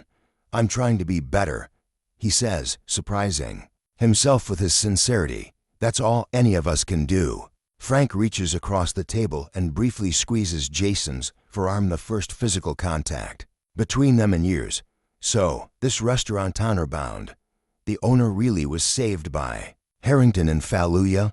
Jason nods. He has a wall of Medal of Honor recipients, and another wall in a private room with photos of everyone who died in Iraq and Afghanistan. Sounds like my kind of place. Frank hesitates, then adds, maybe I could check it out sometime. If that wouldn't be too weird for you, having your old grandpa show up at your work. I'd like that. Jason says, and means it. Maybe next Friday. Give Lee a night off from seeing your ugly mug. Frank laughs, a genuine sound that Jason realizes he's missed. It's a date. As they finish their meal, Jason thinks about Harrington again, and about his grandfather's challenge. What could he do to truly make amends? Words are easy. Actions matter. An idea begins to form, something that would use his journalism skills, and perhaps help bridge the gap between veterans like Harrington and people like himself, who have never served. Grandpa, do you think someone like Harrington would be willing to be interviewed for a proper article? Not about the medal specifically, but about the experience of coming home, of carrying those memories. Frank considers this. Depends on the person asking and why they're asking. Some vets never want to talk about it. Others feel a duty to share, to make sure people understand. He studies Jason's face. What's your angle? No angle. Just understanding. Helping others understand. Frank nods slowly. That might be worth doing, but approach it with respect and be prepared to listen more than you talk. I will. Jason promises. I'm learning how. As they leave the restaurant, Frank hesitates at the door. It was good to see you, Jason. Let's not wait another year. Definitely not. Jason agrees. And thanks for talking to me about Vietnam. I know it's not easy. Easier than I expected. Frank admits. Maybe I needed someone to ask. They part with an awkward hug that becomes more genuine halfway through. As Jason walks to his car, he feels a weight he hadn't realized he was carrying begin to lift. He pulls out his phone and texts Michael Chen. Paper's done. And I called my grandfather. We had lunch today. Thank you for pushing me to do that. The reply comes quickly. Good man. See you tomorrow. Regular shift. Jason starts his car, his mind returning to Harrington. An apology isn't enough. Actions speak louder than words. He needs to find a way to make proper amends, to honor not just Harrington's heroism, but his humanity. As he drives home, an idea begins to take shape, not just an article, but something more meaningful. A way to bridge generations, to help people understand what veterans carry long after they come home.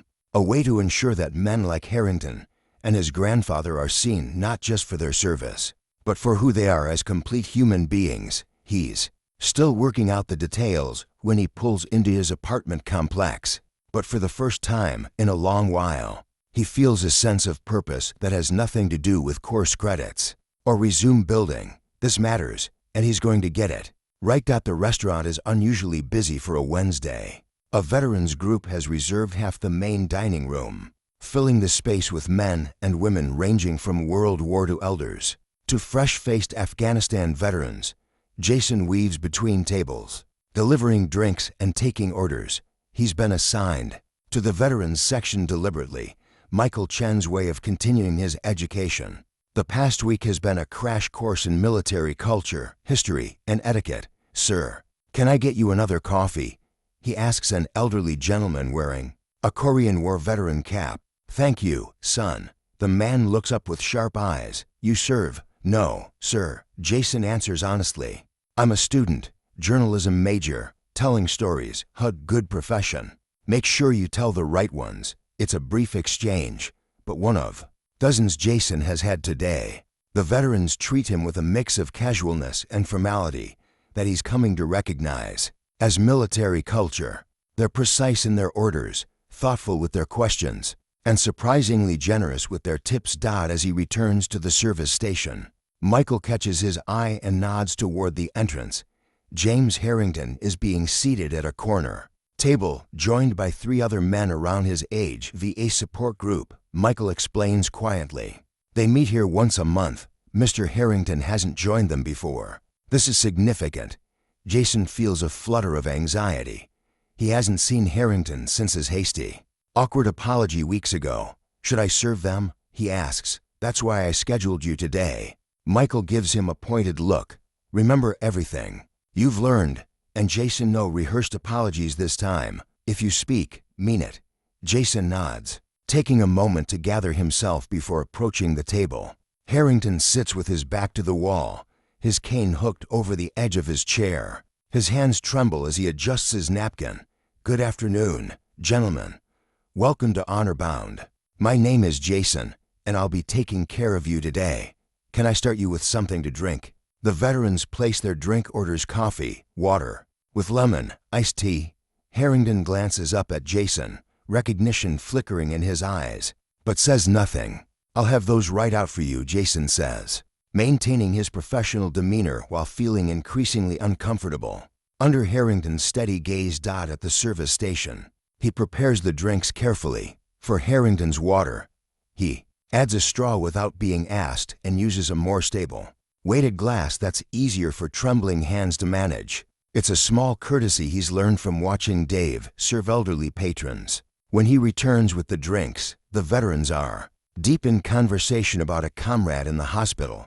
Jason sets each beverage down carefully, saving Harrington's for last. Your water, sir, he says, placing it within easy reach. Would you like to hear today's specials? As he recites the menu additions, Jason notices Harrington studying him with that same steady gaze that's visible in all his photographs. It's unnerving but not unkind, more assessing than judgmental. The veterans place their lunch orders, and Jason retreats to the kitchen.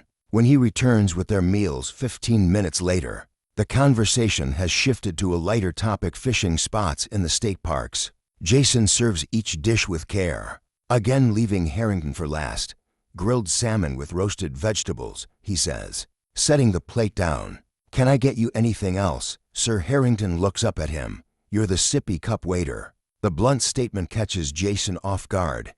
The other veterans at the table fall silent, looking between them with curiosity. Yes, sir, Jason admits. I am, and I want to apologize again for that. It was disrespectful and thoughtless. Harrington studies him for a moment longer. Chen's been working on you, I see. Yes, sir, he has. Jason hesitates, then adds, my grandfather has to. He's a Vietnam veteran. Bronze Star to Purple Hearts. Good man. Your grandfather? Yes, sir. Better than I realized. Harrington nods. Slowly, military has a way of revealing character, good and bad. One of the other veterans chuckles. Don't intimidate the kid too much, Harrington. He looks ready to bolt. Not intimidating him, Harrington replies. Assessing. Chen says he's learning. Wanted to see for myself. Jason stands uncomfortably as the veterans exchange glances. Finally, Harrington gestures to his plate. Food's getting cold. We're fine here. Yes, sir. Enjoy your meal. Jason steps back, relieved to be dismissed. Throughout lunch, he checks on the table regularly, refilling drinks and clearing plates with efficient, unobtrusive service. The veterans largely ignore him, deep in their own conversations. Occasionally he catches fragments of medications, VA appointments, grandchildren, home repairs, normal life concerns punctuated by references to experiences he can barely imagine. As they finish their meals, Jason approaches with the check. Gentlemen, your lunch today is on the house. Mr. Chen's compliments. That's very kind. One of the veterans says, please thank him for us. I will. Jason hesitates, then turns specifically to Harrington. Sir, if you have a moment, I'd like to speak with you before you leave. Just briefly. Harrington raises an eyebrow but nods. I'll be here. Jason returns to the service station, his heart pounding. He's rehearsed what he wants to say, but Michael's warning echoes in his mind. No rehearsed apologies. If you speak, mean it. When the other veterans have left, Jason approaches Harrington's table again. The older man sits patiently, his trembling hands folded on the table. You wanted to speak with me? Harrington prompts. Jason takes a deep breath. Yes, sir. I wanted to apologize again. But not just with words. I've been researching the Battle of Fallujah for a paper Mr. Chen assigned me. And I've been learning about what Navy Corpsmen do in combat. About what you did specifically. Harrington's expression remains neutral. Go on. I was ignorant and disrespectful. I judged you based on your age and your trembling hands without knowing anything about you or what you've lived through. Jason feels his rehearsed speech falling away, replaced by genuine remorse. I'm sorry, sir. Truly. Harrington studies him for a long moment. Apology accepted. Again. Now, was there something else? Jason nods, pushing through his nervousness. Actually, yes, I'm a journalism student. The editor of my college paper. I'd like to interview you not about the medal specifically, but about your experiences coming home, adjusting to civilian life, about what it's like to carry memories of war.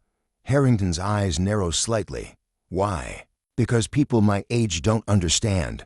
We see veterans as either heroes or victims, not as complete human beings. I want to help change that. And you think one article will accomplish that? No, sir. But it's a start. A way to bridge the gap. Harrington taps his fingers on the table, the tremor making the movement irregular. I don't do interviews about the war, never have. I understand, Jason says, trying to hide his disappointment. Thank you for considering it. As he turns to leave, Harrington speaks again. I didn't say no. Jason pauses, turning back. Sir, I said I don't do interviews about the war, but I might consider talking about what comes after, about living with the memories. Harrington looks at him with that steady gaze. Bring me a proposal. What questions you'd ask. What angle you'd take. I'll think about it. Thank you, sir. I will. And Jason. Yes, sir. Talk to your grandfather first. Interview him. See if you're ready to hear the kinds of stories veterans have to tell. Not all of it is inspirational or heroic. Much of it is messy, painful, and complicated. I understand, sir. Harrington nods. We'll see. As Harrington leaves, leaning on his cane, but moving with deliberate dignity, Michael approaches. Jason, how did it go? Better than I expected. Jason admits. He's considering letting me interview him for an article. Michael looks surprised. He doesn't usually agree to interviews. He hasn't agreed yet. He wants me to bring him a proposal, and to interview my grandfather first. Smart. He's testing your sincerity. Michael claps Jason on the shoulder. Don't rush this, do it right. I will. Jason watches Harrington's retreating figure. He's different than I expected. How so? More, I don't know. Direct, present. When he looks at you, he really sees you. Michael nods. That's common among combat veterans. When your life depends on noticing details, you develop a different way of observing the world. Nothing escapes Harrington's attention, including your growth over the past few weeks. You think he noticed that? I know he did. That's why he's considering your interview request. Michael turns back toward the kitchen. Now, finish your shift. We've got a full house tonight. As Jason returns to his duties, his mind races with ideas for the article. Not a profile of a hero, but a human story about carrying the weight of memory, about finding purpose after trauma, about bridging the divide between those who have served and those who haven't. For the first time, he sees Harrington not as a medal recipient or even as a veteran, but as a man who has lived an extraordinary life and carries both its burdens and its wisdom. A man worth listening to. A man with something important to teach if Jason is ready to learn. That evening, he calls his grandfather again. Grandpa, it's Jason. I was wondering if I could interview you about Vietnam, about coming home afterward, for an article I'm working on. There's a long pause on the line. Then, his grandfather's voice, cautious but not unwilling. What kind of article? One that tells the truth, the complicated, messy truth, if you're willing to share it. Another pause. I might be. Let me think about it. That's all I ask. Jason hesitates, then adds, and Grandpa, thank you. For your service, yes, but also for being willing to talk about it. I know it's not easy. No. His grandfather agrees softly. It's not, but maybe. It's necessary. A clearing of the throat. Sunday dinner this weekend. We can talk more then. I'll be there, Jason promises. As he hangs up, he realizes something has shifted within him. The assignment that began as a punishment has become something more meaningful. A bridge between generations, a way to understand not just veterans, but his own grandfather, perhaps even himself. He opens his laptop and begins drafting a proposal for Harrington, carefully considering each question, each angle. This isn't just an assignment anymore. It matters, and he's determined to get it right. Profile and Courage, Beyond the Medal of Honor. Jason studies the title on his laptop screen, then deletes it. To cliché, to focused on heroism. He tries. Again, the weight of memory, a veteran's journey home. Better, but still not quite right. He's been working on his proposal for Harrington for 3 days, refining questions and angles. The interview with his grandfather had been enlightening and painful. Frank spoke of Vietnam with a rawness Jason hadn't expected, describing not just combat, but the isolation of returning home to a country that didn't want to acknowledge the war or its veterans. Professor Edwards. Jason knocks on the open door of his journalism advisor's office. Jason. Come in. The professor gestures to a chair. You mentioned you wanted to discuss a special project. Yes, sir. Jason hands over his draft proposal. I have an opportunity to interview a Medal of Honor recipient for the campus paper. I wanted your input on my approach. Professor Edwards scans the document, his expression thoughtful. This is different from your usual work. You're not focusing on the medal or even the battle. No. Sir, I want to explore what comes after the return home, the weight of memory, living with recognition for actions performed on the worst day of many people's lives. Interesting angle. Edwards looks up. What prompted this? Jason hesitates, then decides on honesty. I was rude to him before I knew who he was. When I found out about his medal and what he'd done, I felt terrible. But in researching him, I realized there's a more important story than just his heroism. It's about carrying the burden of survival when others didn't make it home. Edwards nods slowly. That's a sophisticated perspective, Jason. Very different from the student who argued last semester that all military stories are essentially propaganda. Jason flushes slightly at the reminder. I've been reconsidering some of my positions. Growth looks good on you. Edwards hands back the proposal with a few notations. These are just suggestions, but my main advice: listen more than you speak. The best interviews happen when we forget our agenda and truly hear what the subject is telling us. Thank you, sir. That's what my grandfather said too. Smart man, your grandfather. Edwards gives him a curious look. You never mentioned he was a veteran. We weren't speaking until recently, Jason admits. Another mistake I'm trying to correct. On his way out of the journalism building, Jason's phone rings. It's Harrington's number. He'd left it on the proposal he dropped off at Honor Bound 2 days ago. Hello, Mr. Harrington. He answers, trying to sound professional despite his surprise. Jason. Got your proposal. Harrington's voice is direct. As always, it's thoughtful. Different from what I expected.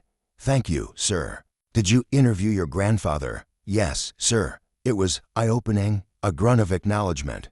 I'll do the interview, but on my terms, of course, sir. Whatever works for you, not at the restaurant. To public, my apartment. This Sunday at 2, my daughter will be there. Harrington gives him the address. 1 hour, no more. No recording devices, just notes. And I reserve the right not to answer any question. Understood? Thank you for this opportunity, sir. Don't thank me yet. Harrington says dryly. You might not like what you hear. The line goes dead. Jason stares at his phone, equal parts excited and intimidated. He has 3 days to prepare. Sunday arrives too quickly. Jason stands outside Harrington's apartment building, a leather notebook in hand. Dressed in a button-down shirt and slacks, the most formal outfit in his college wardrobe. He's memorized his questions but reminds himself to listen more than speak. Sarah Harrington answers the door. She's in her 40s, with her father's steady gaze but a warmer manner. You must be Jason. I'm Sarah, James's daughter. She extends her hand. Dad's having a good day with his symptoms, but don't be surprised if he needs to take breaks. Of course, thank you for allowing this. She leads him into a modest apartment where Harrington sits in a recliner by the window. The tremor in his hands is noticeable as he gestures toward the couch. Have a seat, he says. Sarah, would you mind getting us some coffee? Once they're settled with steaming mugs, Harrington fixes Jason with that penetrating gaze. So, you want to know about coming home? Yes, sir. Jason opens his notebook. If you're comfortable, I'd like to start with your return from Iraq. What was that transition like? Harrington considers the question. Abrupt. One day you're in a war zone. The next you're in a shopping mall surrounded by people who have no concept of what you've just experienced. It's disorienting. Like stepping into a parallel universe where everything looks familiar, but nothing feels right. Was it difficult to discuss your experiences with civilians? Most didn't ask. Those who did wanted heroic stories or political validation, not the complicated truth. Harrington sips his coffee, his cup trembling slightly. The metal made it. Worse people expected inspiration, not complexity. How so? They wanted a narrative that made sense of war. Good guys, bad guys, clear moral lessons. Real combat isn't like that. It's chaos and confusion and split-second decisions you replay for decades afterward. Sarah returns with cookies, sitting quietly in a corner chair. Her presence seems to reassure Harrington, who continues more openly. The hardest part wasn't the memories of combat. It was the mundanity of civilian life afterward. How do you get excited about office politics after you've held dying 19-year-olds in your arms? Jason writes furiously, struck by Harrington's candor. Did you find support from other veterans? Eventually, not at first. I isolated myself. Classic mistake. He glances at his daughter, Sarah's mother, Martha. She's the one who saved me, forced me to join a support group at the VA, made me talk about it even when I didn't want to. You mentioned in your Medal of Honor speech that the medal belonged to those who didn't come home. Do you still feel that way? Harrington's expression tightens momentarily. Yes, always will. I did my job that day in Fallujah. Others did the same and came home in flag-draped coffins. The randomness of who lives and who dies, that's the hardest thing to reconcile. Is that why your hands shake? Jason asks, the question slipping out before he can reconsider its bluntness. Sarah makes a small sound of protest, but Harrington waves her off, partly. Parkinson's has a strong correlation with traumatic brain injury. The explosion that day likely contributed, but there's a poetic justice to it. These hands that once performed emergency surgery under fire now struggle with a coffee cup, a reminder of mortality, of consequences. The interview continues, covering Harrington's reluctance to wear his medal, his volunteer work with veterans, his perspective on how civilians can better understand and support those who've served. Throughout, his answers are thoughtful and direct, without self-pity or false modesty. As the art draws to a close, Jason asks his final question. What do you want people my age to understand about veterans? Harrington considers this carefully. That we're not just our service. We had lives before, and we have lives after. The uniform was part of our journey, not our entire identity. He pauses. And that most of us aren't heroes or victims. We're just people who faced extraordinary circumstances and carry those experiences with us. Some visibly. He holds up his trembling hands, others invisibly. Thank you, sir, Jason says, closing his notebook. This has been incredibly insightful. You're a good listener, Harrington observes. Better than I expected. I'm learning, Jason admits. From you, from my grandfather, from Mr. Chen. As Sarah shows him out, she touches his arm. Thank you for how you conducted that. Dad doesn't open up easily. It was an honor, Jason says. Meaning it. I'll send you both a draft before anything goes to print. Walking to his car, Jason realizes he's shaking slightly, not from Parkinson's, but from the weight of the stories he's just heard. The responsibility of conveying them accurately feels enormous. That evening, he begins writing, the words flowing more easily than any article he's ever written. Not a profile of a hero, but a portrait of a human being carrying both the burdens and insights of extraordinary experience. A bridge between those who've served and those who haven't, starting with himself. "We need to talk about your article," Professor Edwards says, closing his office door. Jason's stomach drops. He'd submitted The Weight of Memory, one veteran's journey home, for review yesterday, hoping for Edwards' approval before sending it to Harrington. "Is something wrong with it?" he asks. "Wrong? No." Edwards sits at his desk. "It's the best work you've ever done. That's what we need to discuss." Relief washes over Jason. "Thank you, sir. This isn't just a campus newspaper piece, Jason. It's professional quality journalism. The depth, the nuance, the humanity. It deserves a wider audience." "What are you suggesting?" "The Herald runs a special Veterans Day section every November. I know the editor. With your permission, I'd like to submit this for consideration."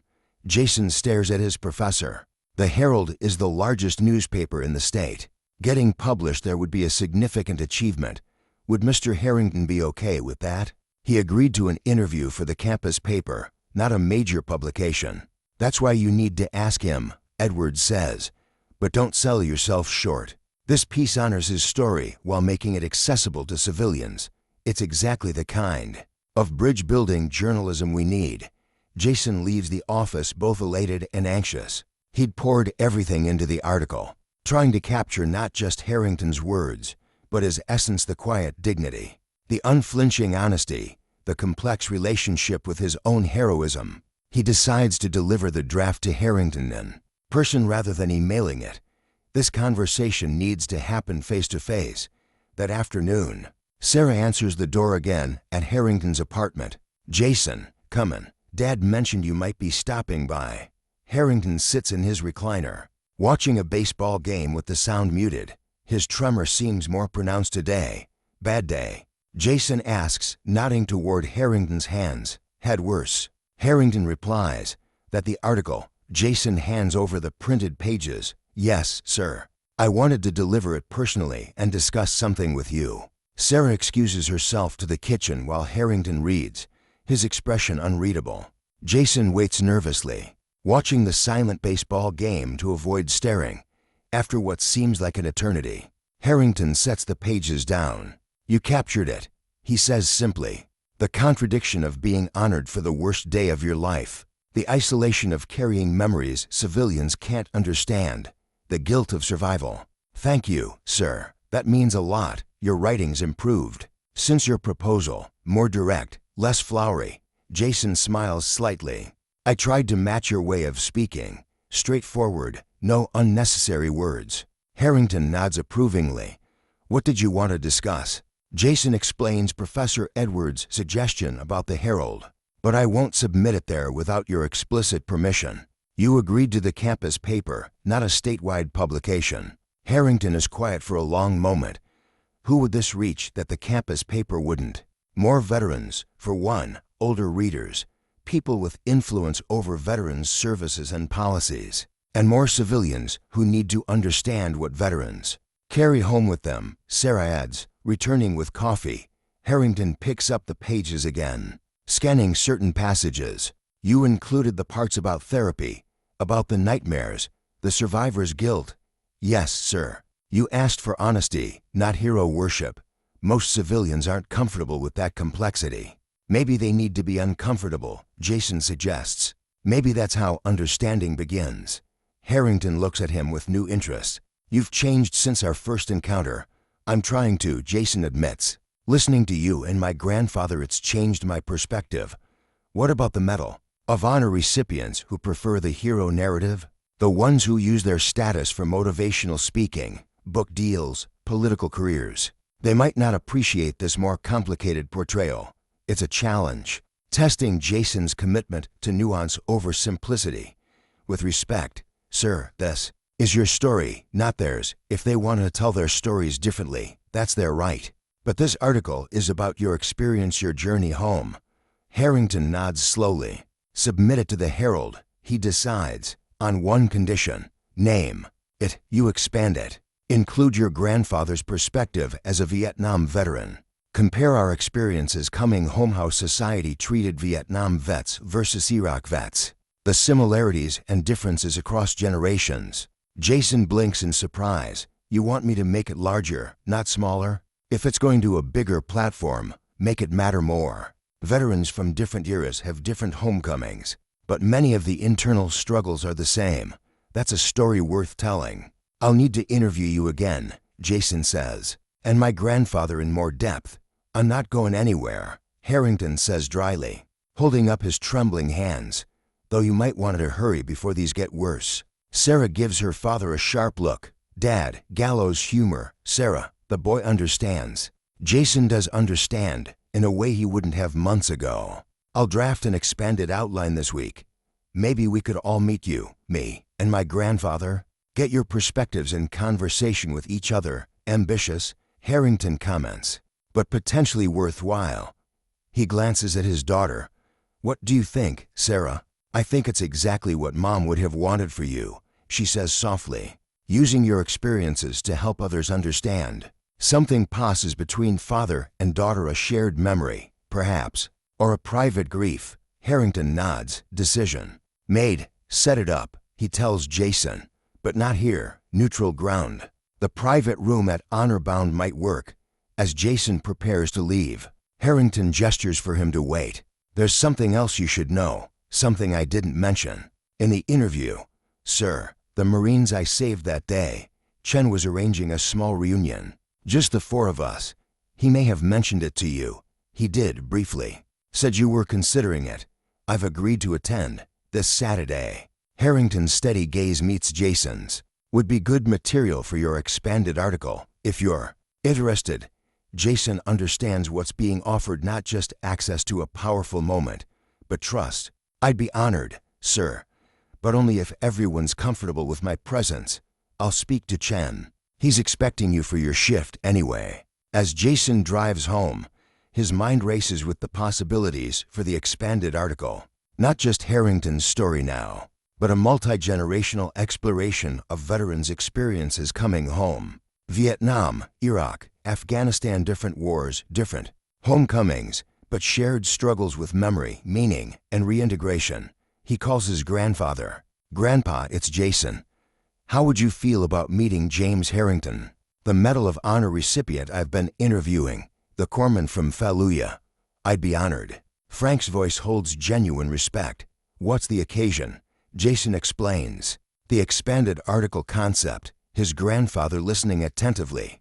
Ambitious project. Frank comments, echoing Harrington's assessment. But worthwhile. When and where? I'll coordinate with Mr. Harrington and let you know. And Grandpa, thank you for being willing to share your story. I know it isn't easy. Easier than it used to be, Frank admits. Time helps, so does having someone actually listen.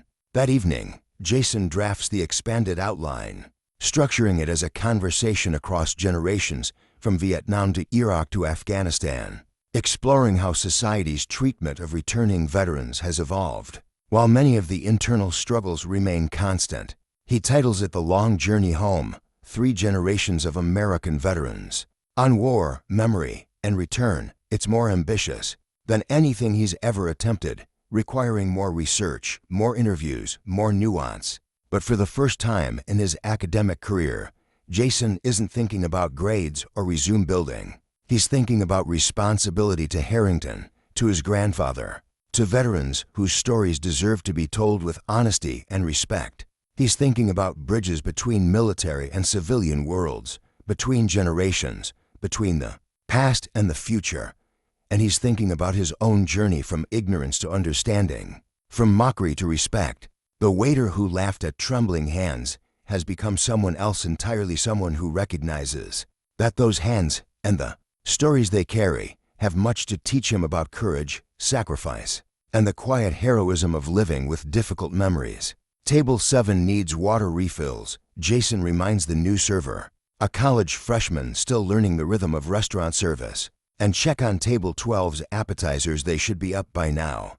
Got it, she replies, moving with increasing confidence through the busy dining room. From behind the bar, Michael Chen watches with approval. You're good at training the new staff. Jason shrugs, just passing along what I've learned. From being on the receiving end of my training. Michael's eyes crinkle with amusement. Something like that, Jason admits. It's been 6 weeks since his first interview with Harrington. 6 weeks of transformation that extend far beyond his work on the article. His professors have noticed his increased engagement in classes. His friends have commented on his changed demeanor, more thoughtful, less cynical, and his relationship with his grandfather has blossomed into weekly dinners and long conversations that often extend late into the evening. Even his approach to his job has shifted. Once just a means to pay tuition, working at Honor Bound has become something more meaningful, a way to serve those who served, to learn their stories, to bridge worlds he once thought had nothing to do with his own. The private room is all set for tomorrow, Michael says. Thompson and Williams confirmed they're coming. It'll be the first time all 4 of us have been together since Fallujah. Thank you for allowing me to be there, Jason says.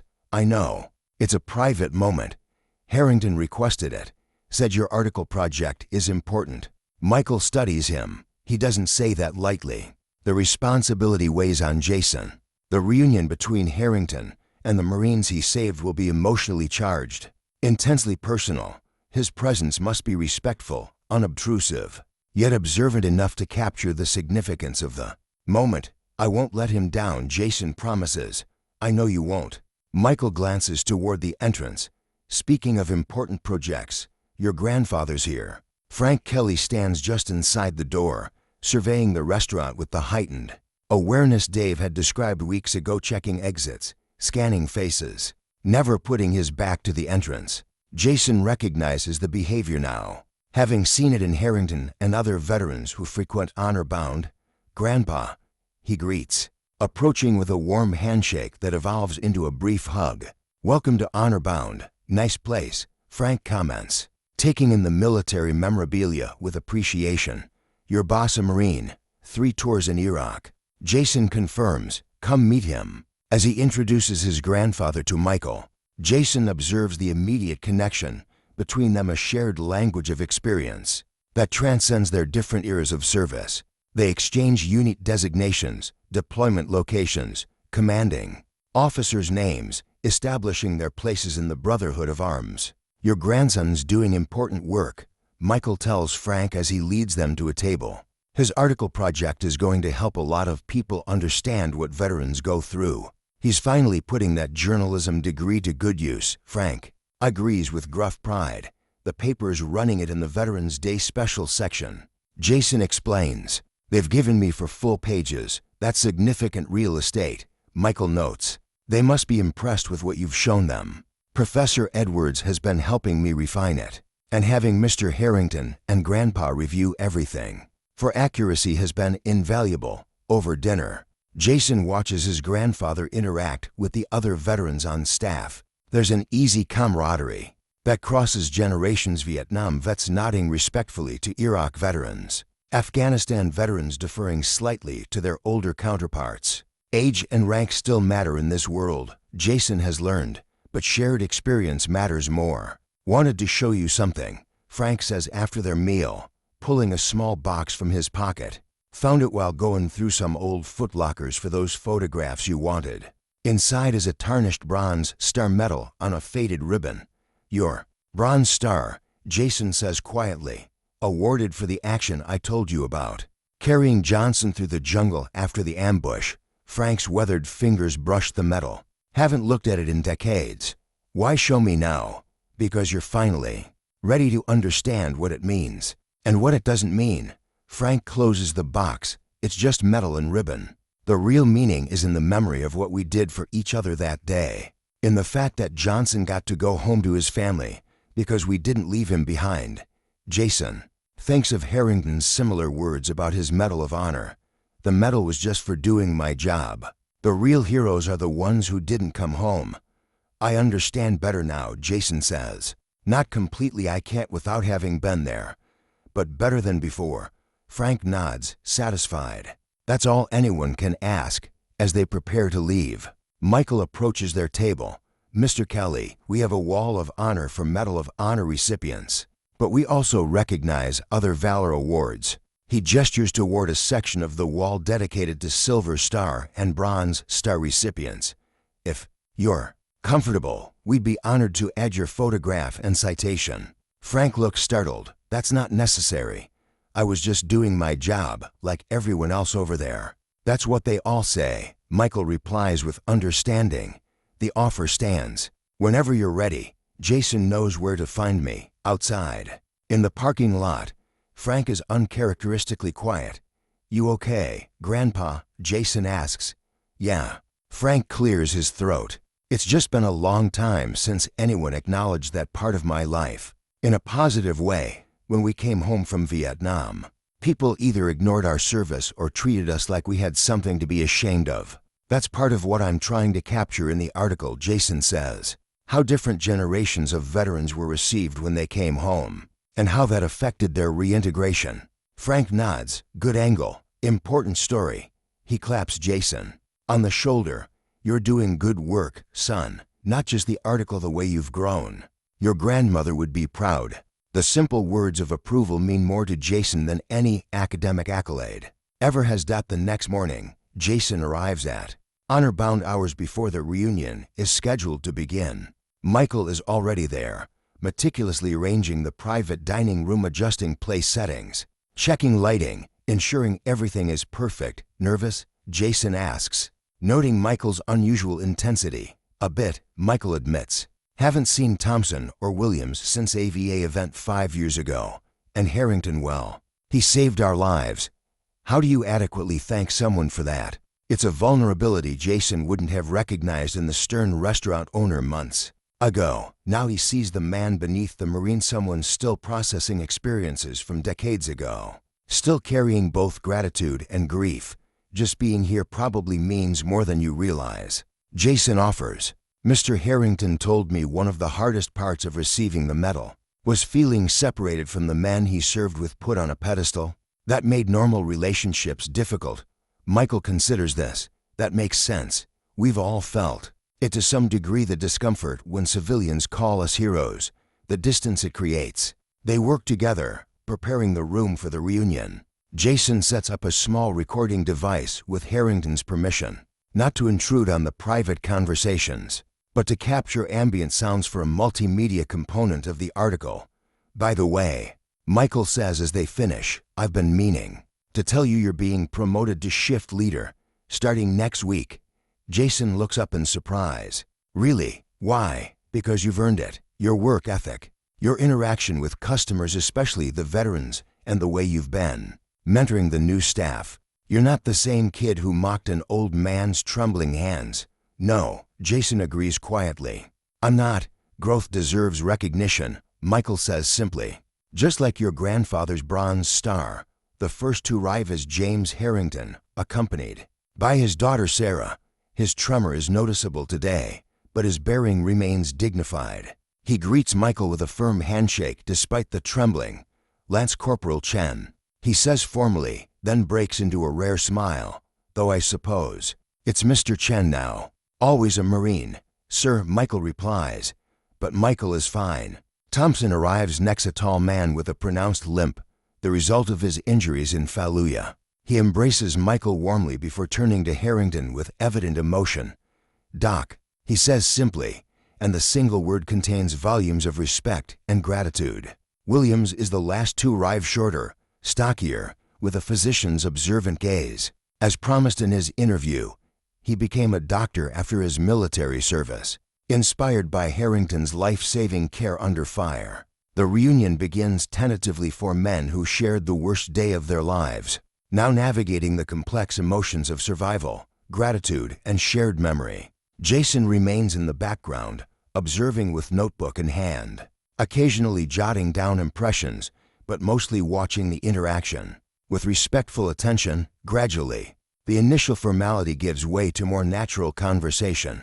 They share updates on their lives, photographs of children and grandchildren, stories of careers built in the decades since Fallujah.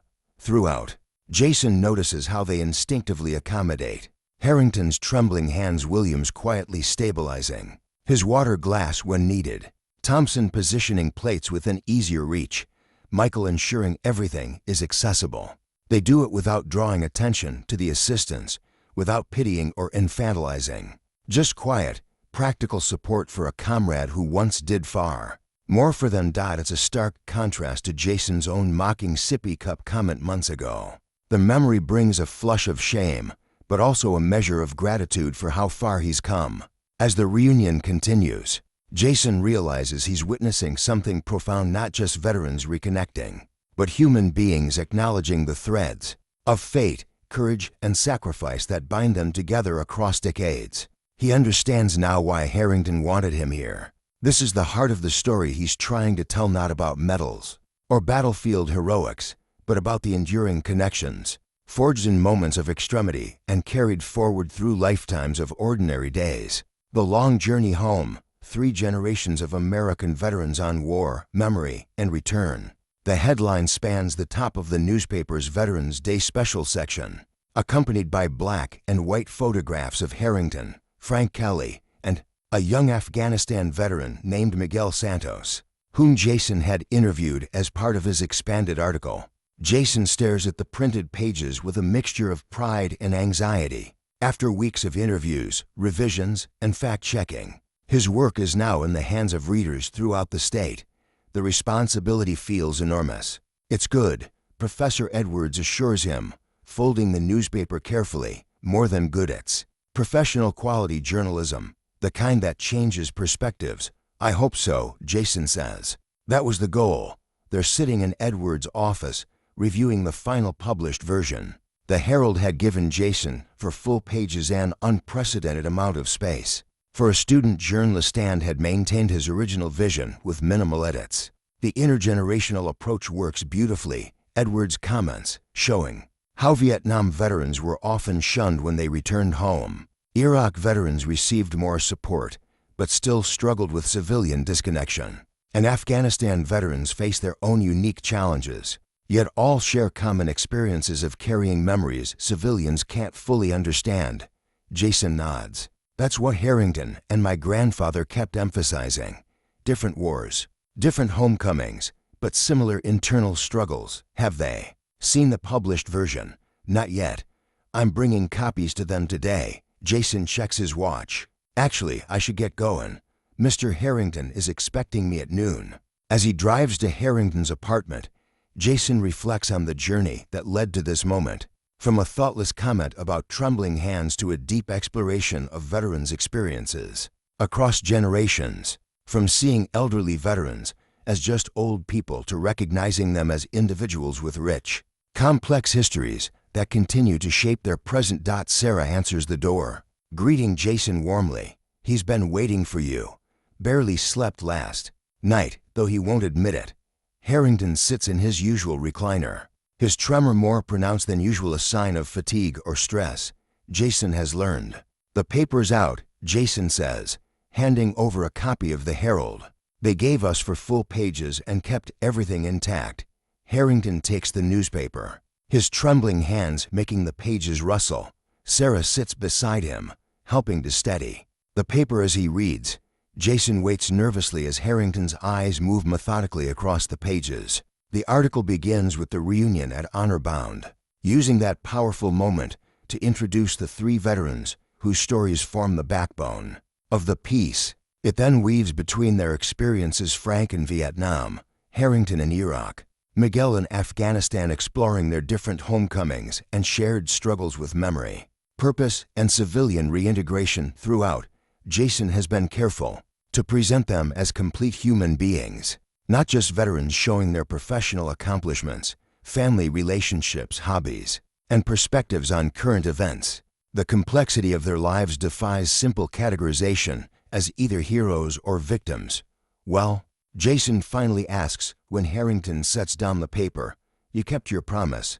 Harrington says simply, "No hero worship, no exploitation of trauma, just honest portrayal of the journey home." The quotes are accurate. The context, yes. You captured it. Harrington glances at his daughter. "What do you think, Sarah?" "It's powerful," she says, "especially the parts about how families navigate the unseen wounds veterans bring home. That's something people don't talk about enough." Harrington nods in agreement. "Your writing has matured," he tells Jason, clear, direct, respectful of the reader's intelligence. No unnecessary flourishes. Coming from Harrington, this is high Praise indeed. Thank you, sir. That means a lot. Your grandfather must be proud. I'm heading to his place next to give him copies, Jason says. We're having lunch together. Good. Family matters.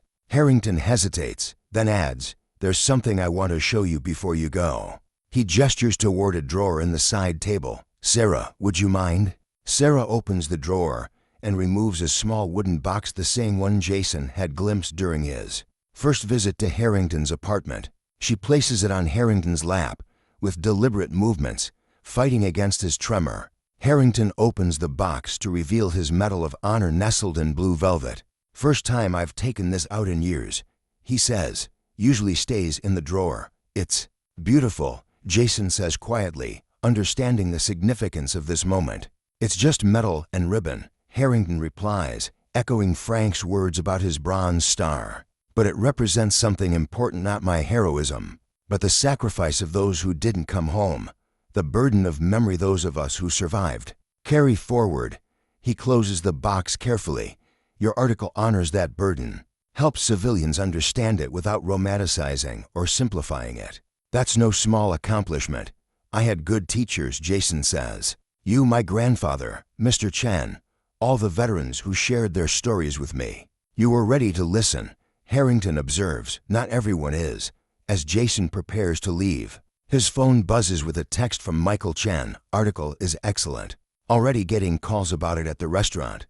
Veterans asking if we have extra copies. Another text arrives from Professor Edwards. Herald editor called. They want to discuss future assignments with you. This piece is making waves. Jason shows the messages to Harrington and Sarah. Looks like you found your calling, Sarah says. Maybe, Jason agrees. At least I've found a story worth telling properly. His next stop is his grandfather's house, where Frank waits on the porch despite the November chill. Got it right here. Jason calls, holding up the newspaper as he approaches. Frank takes it eagerly, his weathered hands steady as he unfolds the pages. Unlike Harrington, he reads quickly, emotions playing openly across his face: pride, sadness, recognition. You did it, he says when he finishes. You told our stories without turning us into either heroes or victims, just men who carried experiences most civilians can't imagine. That was the goal. Jason says, to bridge that gap of understanding. Well, you've made a start, Frank says. One article won't solve everything, but it's a step in the right direction. Inside, as they share lunch, Frank's phone rings repeatedly. Old comrades from his Vietnam unit calling after seeing the article. Word travels fast, he comments. Veterans' grapevine is still efficient, even in the digital age. Later that afternoon, Jason stops by Honor Bound for his regular shift. The restaurant is unusually busy for a weekday lunch, and he notices multiple copies of the Herald being passed between tables. Your article's bringing people in, Michael tells him. Veterans bringing their families, showing them the wall of honor, talking about their own experiences. Some for the first time, according to what I'm hearing. Jason watches an elderly Vietnam veteran gesture toward Harrington's photograph on the wall of honor while explaining something to his adult daughter. Nearby, a younger veteran in a wheelchair speaks intently with his teenage son. It's starting conversations, Jason observes. That's how understanding begins, Michael says. One conversation at a time. As Jason moves through his shift, multiple customers recognize him from his byline photo and stop to comment on the article. Some are veterans appreciative of the respectful portrayal. Others are civilians thanking him for helping them better understand what their veteran family members might be experiencing.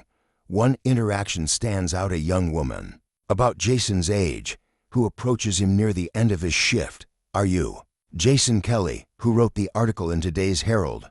Yes, he confirms. Did you read it? I did. My brother served in Afghanistan, came home different, doesn't talk about it. She hesitates. Your article helped me understand why, and maybe how to be there for him without pushing. I'm glad it was helpful, Jason says sincerely. It made me see him differently, not just as my troubled brother, but as someone carrying experiences I can't fully understand, but can still respect. She smiles slightly. Thank you for that perspective.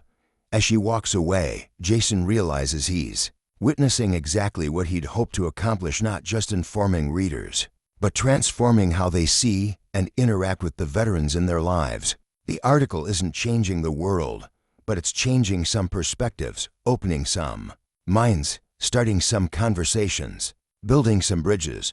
For a journalism student who once mocked an elderly veteran's trembling hands, it's a profound shift in purpose, an impact, one that feels like just the beginning of a longer journey.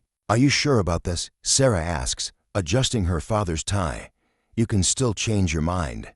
Harrington looks at his reflection in the mirror, the formal suit he hasn't worn in years, the tie Sarah insisted on, and most strikingly, the Medal of Honor round his neck.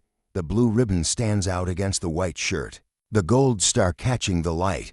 "I'm sure," he says. "It's time." 2 weeks have passed since Jason's article was published. The response has been overwhelming, veterans reaching out to share their own stories, civilians expressing new understanding of what their veteran family members might be experiencing, community organizations requesting talks and panel discussions. Michael Shen seized the momentum to organize tonight's event at Honor-bound, a formal recognition ceremony for local veterans of all eras, with Harrington as the guest of honor. Normally, Harrington would have refused, but something has shifted within him since his interviews with Jason, a willingness to step out of the shadows, to let his story serve a purpose beyond his own private memories. "The car's here," Sarah says, glancing out the window. "Jason's driving us, not the service Michael arranged." Harrington nods with approval. The young waiter has become something more than an interviewer or restaurant server, a bridge between generations, a messenger carrying stories from one world to another. Downstairs, Jason waits beside his freshly washed car, dressed more formally than Harrington has ever seen him, a suit and tie replacing the usual college casual wear. "Mr. Harrington," he greets respectfully, then notices the medal. "You're wearing it. Seemed appropriate," Harrington says simply. "For tonight, it suits you, sir." Jason opens the passenger door with care, making sure Harrington has steady footing as he navigates the entry with his cane. During the drive, Jason updates them on the response to his article. "The Herald wants me to do a regular column on veterans issues. Professor Edwards is helping me structure it as an independent study course for next semester." "You've found your calling," Sarah observes from the back seat. "Maybe," Jason acknowledges. "At least for now."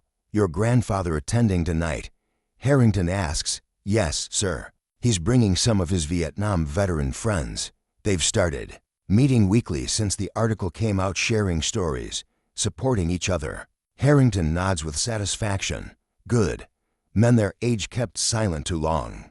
Healing happens in community." As they approach Honor-bound, Jason warns them it's a bigger turnout than Michael expected. The parking lot's overflowing. Indeed, the restaurant is transformed. The main dining area has been cleared for the ceremony, with rows of chairs facing a small stage. Every seat is filled with people standing along the walls. The crowd is diverse: elderly Vietnam veterans, middle-aged Iraq and Afghanistan vets, active duty personnel in uniform, and many civilians, including numerous families. Michael greets them at a side entrance, looking sharp in his Marine dress. "Blues, Doc, thank you for coming," he says, using Harrington's military nickname for the first time. "We've got a full house." "I see that," Harrington replies, taking in the crowd with a mixture of surprise and apprehension. "Didn't expect this kind of turnout." "Your story resonated," Michael says simply. Jason's article put into words what many veterans feel but struggle to express inside. They find Frank Kelly waiting near the stage, also wearing his Bronze Star. He and Harrington exchange a nod of recognition to men from different wars who understand each other without words. "Grandson," Frank greets Jason with a firm handshake that turns into a brief embrace. Article's still making waves, VAS using it in their family counseling program now. Jason looks surprised. "I hadn't heard that. Just found out today. Old Army buddy works there. Called to tell me." Michael guides Harrington to a seat in the front row, between Sarah and Frank. Jason sits on Frank's other side, visibly moved by seeing his grandfather and Harrington side by side, each wearing the medals they normally keep hidden away. The ceremony begins with Michael welcoming everyone and explaining the purpose of the evening: to recognize the service of all veterans present, to honor their journeys home, and to foster greater understanding between the military and civilian communities. Many of you came tonight because of an article published 2 weeks ago. Michael says, "The Long Journey Home" by Jason Kelly captured something essential about the veteran experience, not just the service itself, but the complex, often difficult return to civilian life. He gestures toward Jason. Mr. Kelly is with us tonight, along with 2 of the veterans featured in his article: Vietnam Bronze Star recipient Frank Kelly and Medal of Honor recipient James Harrington. Applause fills the room. Harrington sits stiffly, uncomfortable with the attention, but committed to seeing this through. Michael continues, "Tonight isn't about medals or battlefield heroics. It's about acknowledging the ongoing journey veterans make from service to civilian life, from trauma to healing, from isolation to community. It's about recognizing that while not all wounds are visible, all deserve our respect and support." The ceremony unfolds with quiet dignity, several veterans sharing brief stories of their service and return, community organizations highlighting resources available to veterans and their families. A moment of silence for those who didn't come home. Throughout, Harrington observes the audience. He notices many veterans nodding in recognition at certain points, civilians listening intently, family members reaching for their veteran's hand. During emotional moments, bridges being built through shared understanding. Then Michael says, "We're honored to have with us tonight 3 of the Marines saved by Corpsman Harrington during the Battle of Fallujah: myself, Robert Thompson, and William Williams. We've asked Dr. Williams to say a few words about what Corpsman Harrington's actions that day meant to us." Williams approaches the stage, his physician's calm presence commanding attention. "I became a doctor because of James Harrington," he begins simply, lying wounded in Fallujah, watching him move through enemy fire to reach the injured, performing life-saving procedures under impossible conditions. It showed me what true courage and commitment to saving lives looks like." He turns toward Harrington. "Doc, you never wanted recognition. You always said you were just doing your job. But your job that day meant life instead of death for many of us. It meant futures we wouldn't otherwise have had, careers, families, opportunities to make our own contributions." Williams gestures to a group of people standing at the side of the room.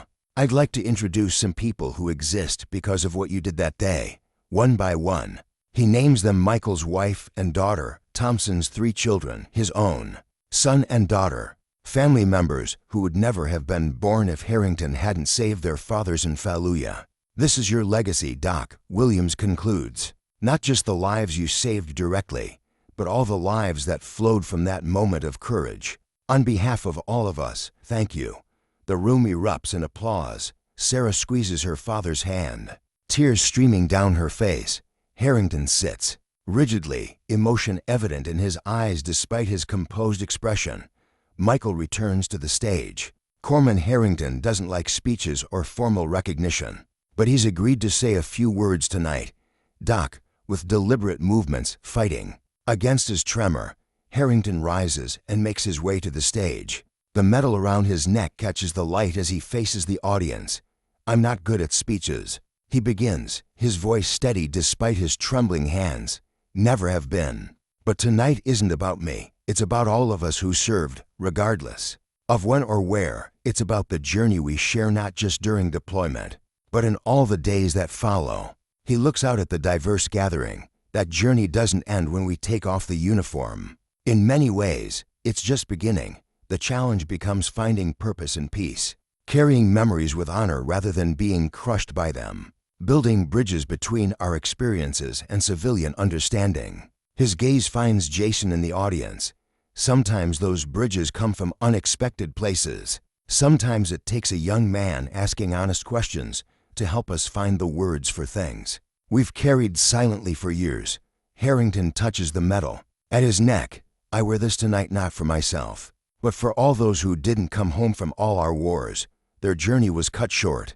Ours continues. The best way to honor them is to live lives of meaning, to support each other, and to help civilians understand what service and sacrifice truly mean." He pauses, then concludes simply, Thank you for being here tonight, for listening, for caring. The journey home is easier when we walk it together. As Harrington returns to his seat amid sustained applause, he notices something unexpected. Jason, sitting beside his grandfather, with tears streaming unashamedly down his face. The young man who once mocked trembling hands now weeps for the journeys of men he's come to respect and understand. It's a small moment, easily missed in the larger ceremony. But to Harrington, it represents everything he'd hoped might come from sharing his story. Not hero worship or pity, but genuine understanding and human connection across the divides of generation. An experience 6 months later, honor-bound, buzzes with activity despite the early hour. It's Thursday evening, which means Veterans Storytelling Night, a tradition that began shortly after the recognition ceremony and has grown steadily since. Jason moves efficiently between tables, greeting regulars by name and making newcomers feel welcome. As shift leader, he's responsible for ensuring everything runs smoothly. But tonight holds special significance. It's his last regular shift before graduation. Professor Kelly, a voice calls teasingly from the bar, got time to take an old man's order. Jason smiles as he approaches his grandfather. Not a professor yet, Grandpa. Still need to get through grad school first. Just practicing, Frank says with a wink. Got to get used to my grandson, the journalism professor. 6 months ago, Jason would have dismissed the idea of an academic career focused on veterans issues. Now, with a full scholarship to the university's prestigious journalism master's program and a part-time position as the Herald's Veterans Affairs correspondent, it feels like his natural path. How's Harrington doing today? Frank asks, glancing toward the corner table where the Medal of Honor recipient sits with Sarah. Good day so far, Jason reports, tremors mild. He was joking earlier about finally mastering the art of eating soup without wearing it. Frank nods approvingly. Man never lost his sense of humor, essential survival skill. Jason has learned that gallows humor is common among veterans, a way of coping with experiences too heavy to carry without some relief valve. It's one of countless insights he's gained since that first thoughtless encounter with Harrington's trembling hands. The private room, once reserved for special events, now hosts weekly gatherings where veterans share stories not just of combat, but of everything that came after. The healing power of these narrated experiences has been remarkable to witness. Veterans who once kept decades of silence now find words for their journeys, while civilian family members gain new understanding of their loved ones' experiences. Michael Chen emerges from the kitchen, clipboard in hand.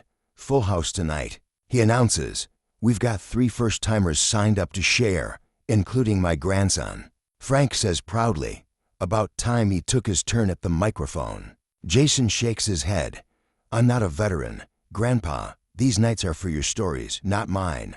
Tonight's theme is bridges, Michael reminds him. Your perspective as someone who's built bridges between veterans and civilians has value too. Before Jason can respond, the front door opens to admit Thompson and Williams, the other Marines saved by Harrington and Fallujah. They've become regular participants in the storytelling nights, often bringing family members who've benefited from hearing diverse veteran experiences. Doc's already here, Williams asks, spotting Harrington across the room. Arrived early to help set up, Jason confirms. Said his hands were steady enough today to arrange the chairs without breaking anything. Williams smiles at this characteristic understatement, as Harrington's neurologist, a role he took on after reconnecting through the reunion. He's been monitoring the progression of the Parkinson's and adjusting medications to maximize good days. Medical science is remarkable, he comments. 20 years ago, his tremors would have been much harder to manage. He's responding well to the new protocol.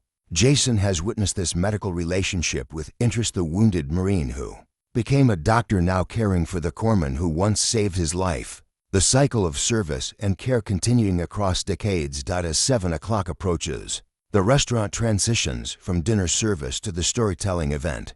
Regular patrons know the routine, settling in with dessert and coffee as chairs are arranged facing the small stage area. Michael opens the evening with his usual welcome, explaining the concept for first-time attendees.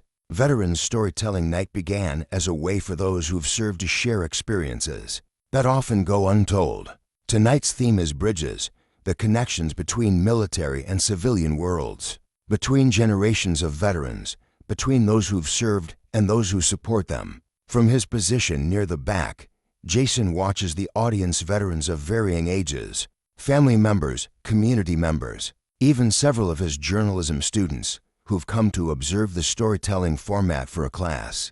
Assignment: the first speaker is a Gulf War veteran describing how a service dog helped him reconnect with his family after years of isolation. The second is an Afghanistan veteran's wife, sharing her perspective on supporting a partner with PTSD. Each story is received with respectful attention, occasional knowing nods, sometimes laughter or tears. Then Frank takes the stage, his Bronze Star visible on his sport coat.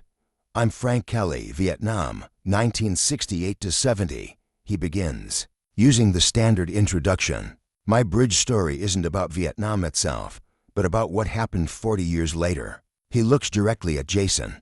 For decades, I kept my experiences locked away.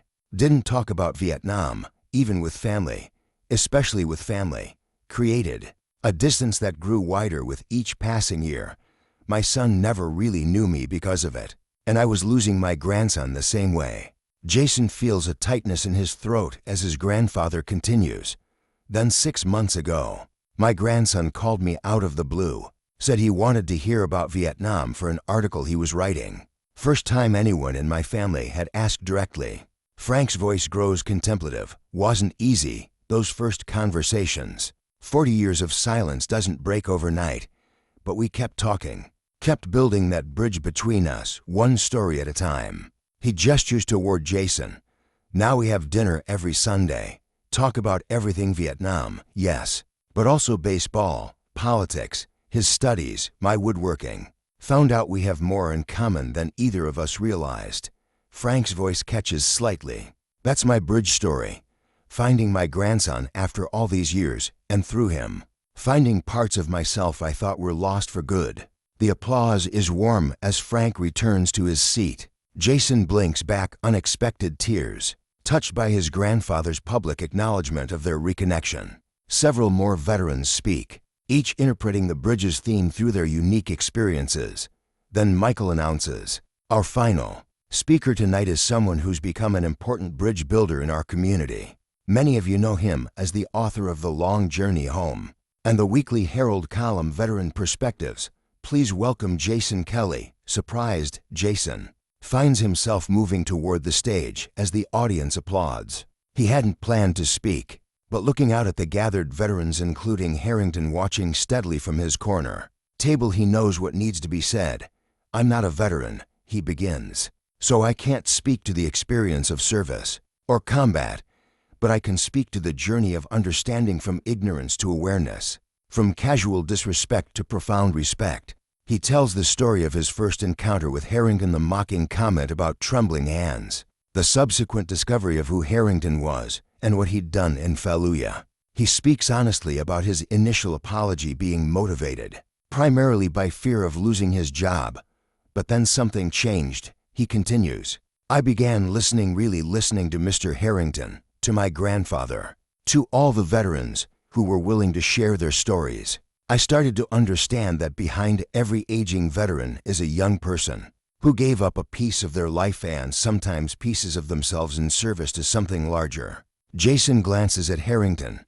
"I learned that true strength isn't in steady hands, but in the courage to carry difficult memories forward with dignity. I learned that real heroes rarely call themselves heroes, and that the most meaningful stories often come from those who are most reluctant to tell them." He concludes by addressing the veterans directly. "Thank you for your patience with those of us who don't understand what you've experienced. Thank you for building bridges back to civilian society despite the challenges. And thank you for trusting me with your stories.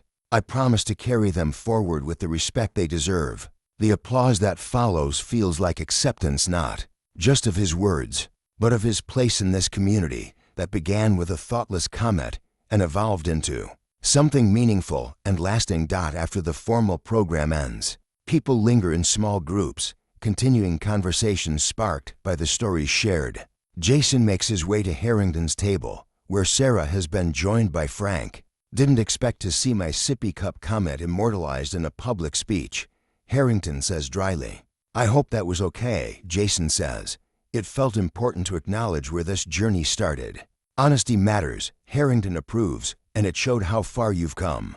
Frank claps his grandson on the shoulder. The boy's found his purpose, carrying stories forward that need to be heard. Speaking of which, Sarah interjects. "Dad's agreed to that video interview series the VA requested, the one based on Jason's article." Jason looks at Harrington in surprise. "Really? You've always avoided recorded interviews. Times change. People change." Harrington's steady gaze meets Jason's. "You helped me see that sharing these stories might be part of my legacy, not just for my family, but for younger veterans still finding their way home." As the evening winds down, Jason helps Harrington to his feet. The tremor is more pronounced now. Fatigue setting in after the long event. "Need a hand, sir?" he asks, offering his arm for support. "Wouldn't mind the assist," Harrington acknowledges, accepting the help without pride or embarrassment. Together they make their way toward the exit, passing the wall of honor where Harrington's photograph and citation hang, alongside other medal recipients. Nearby, a newer display features Frank's bronze star and citation, added 3 months ago, after he finally agreed to Michael's repeated requests. At the door, they pause as Sarah pulls the car around. Michael joins them, looking satisfied with another successful event. "Same time next week?" he asks Harrington. "Wouldn't miss it." Harrington confirms. "The Vietnam panel discussion, right?" "Yes, sir. Your insights will be valuable." As Sarah's car arrives, Harrington turns to Jason one last time. "You're doing good work, son. Building bridges that need building. I learned from the best," Jason replies sincerely. Harrington's trembling hand rises in a gesture that begins as a handshake, but transforms into something else, a gentle pat on Jason's shoulder, almost paternal in its approval. In that simple touch, Jason feels the completion of a circle. The young waiter who once mocked trembling hands now receives a benediction from those same hands in acknowledgement of growth, understanding, and shared purpose. As he watches Harrington's car pull away, Jason reflects on the unlikely journey that brought them together. A thoughtless comment, a medal of honor, a story that needed telling. And through it all, the transformative power of truly seeing the person behind the trembling hands. He turns back toward Honor Bound, where his grandfather waits to drive him home. The restaurant glows warmly in the evening light, a gathering place for those who've served and those who seek to understand, a bridge built of stories, respect, and the quiet heroism of lives lived with purpose despite the burdens they carry. The medal on the wall is just metal and ribbon. The true honor lies in the journey home, a journey that continues with each story told, each hand extended, each bridge built between worlds that once seemed impossibly far apart.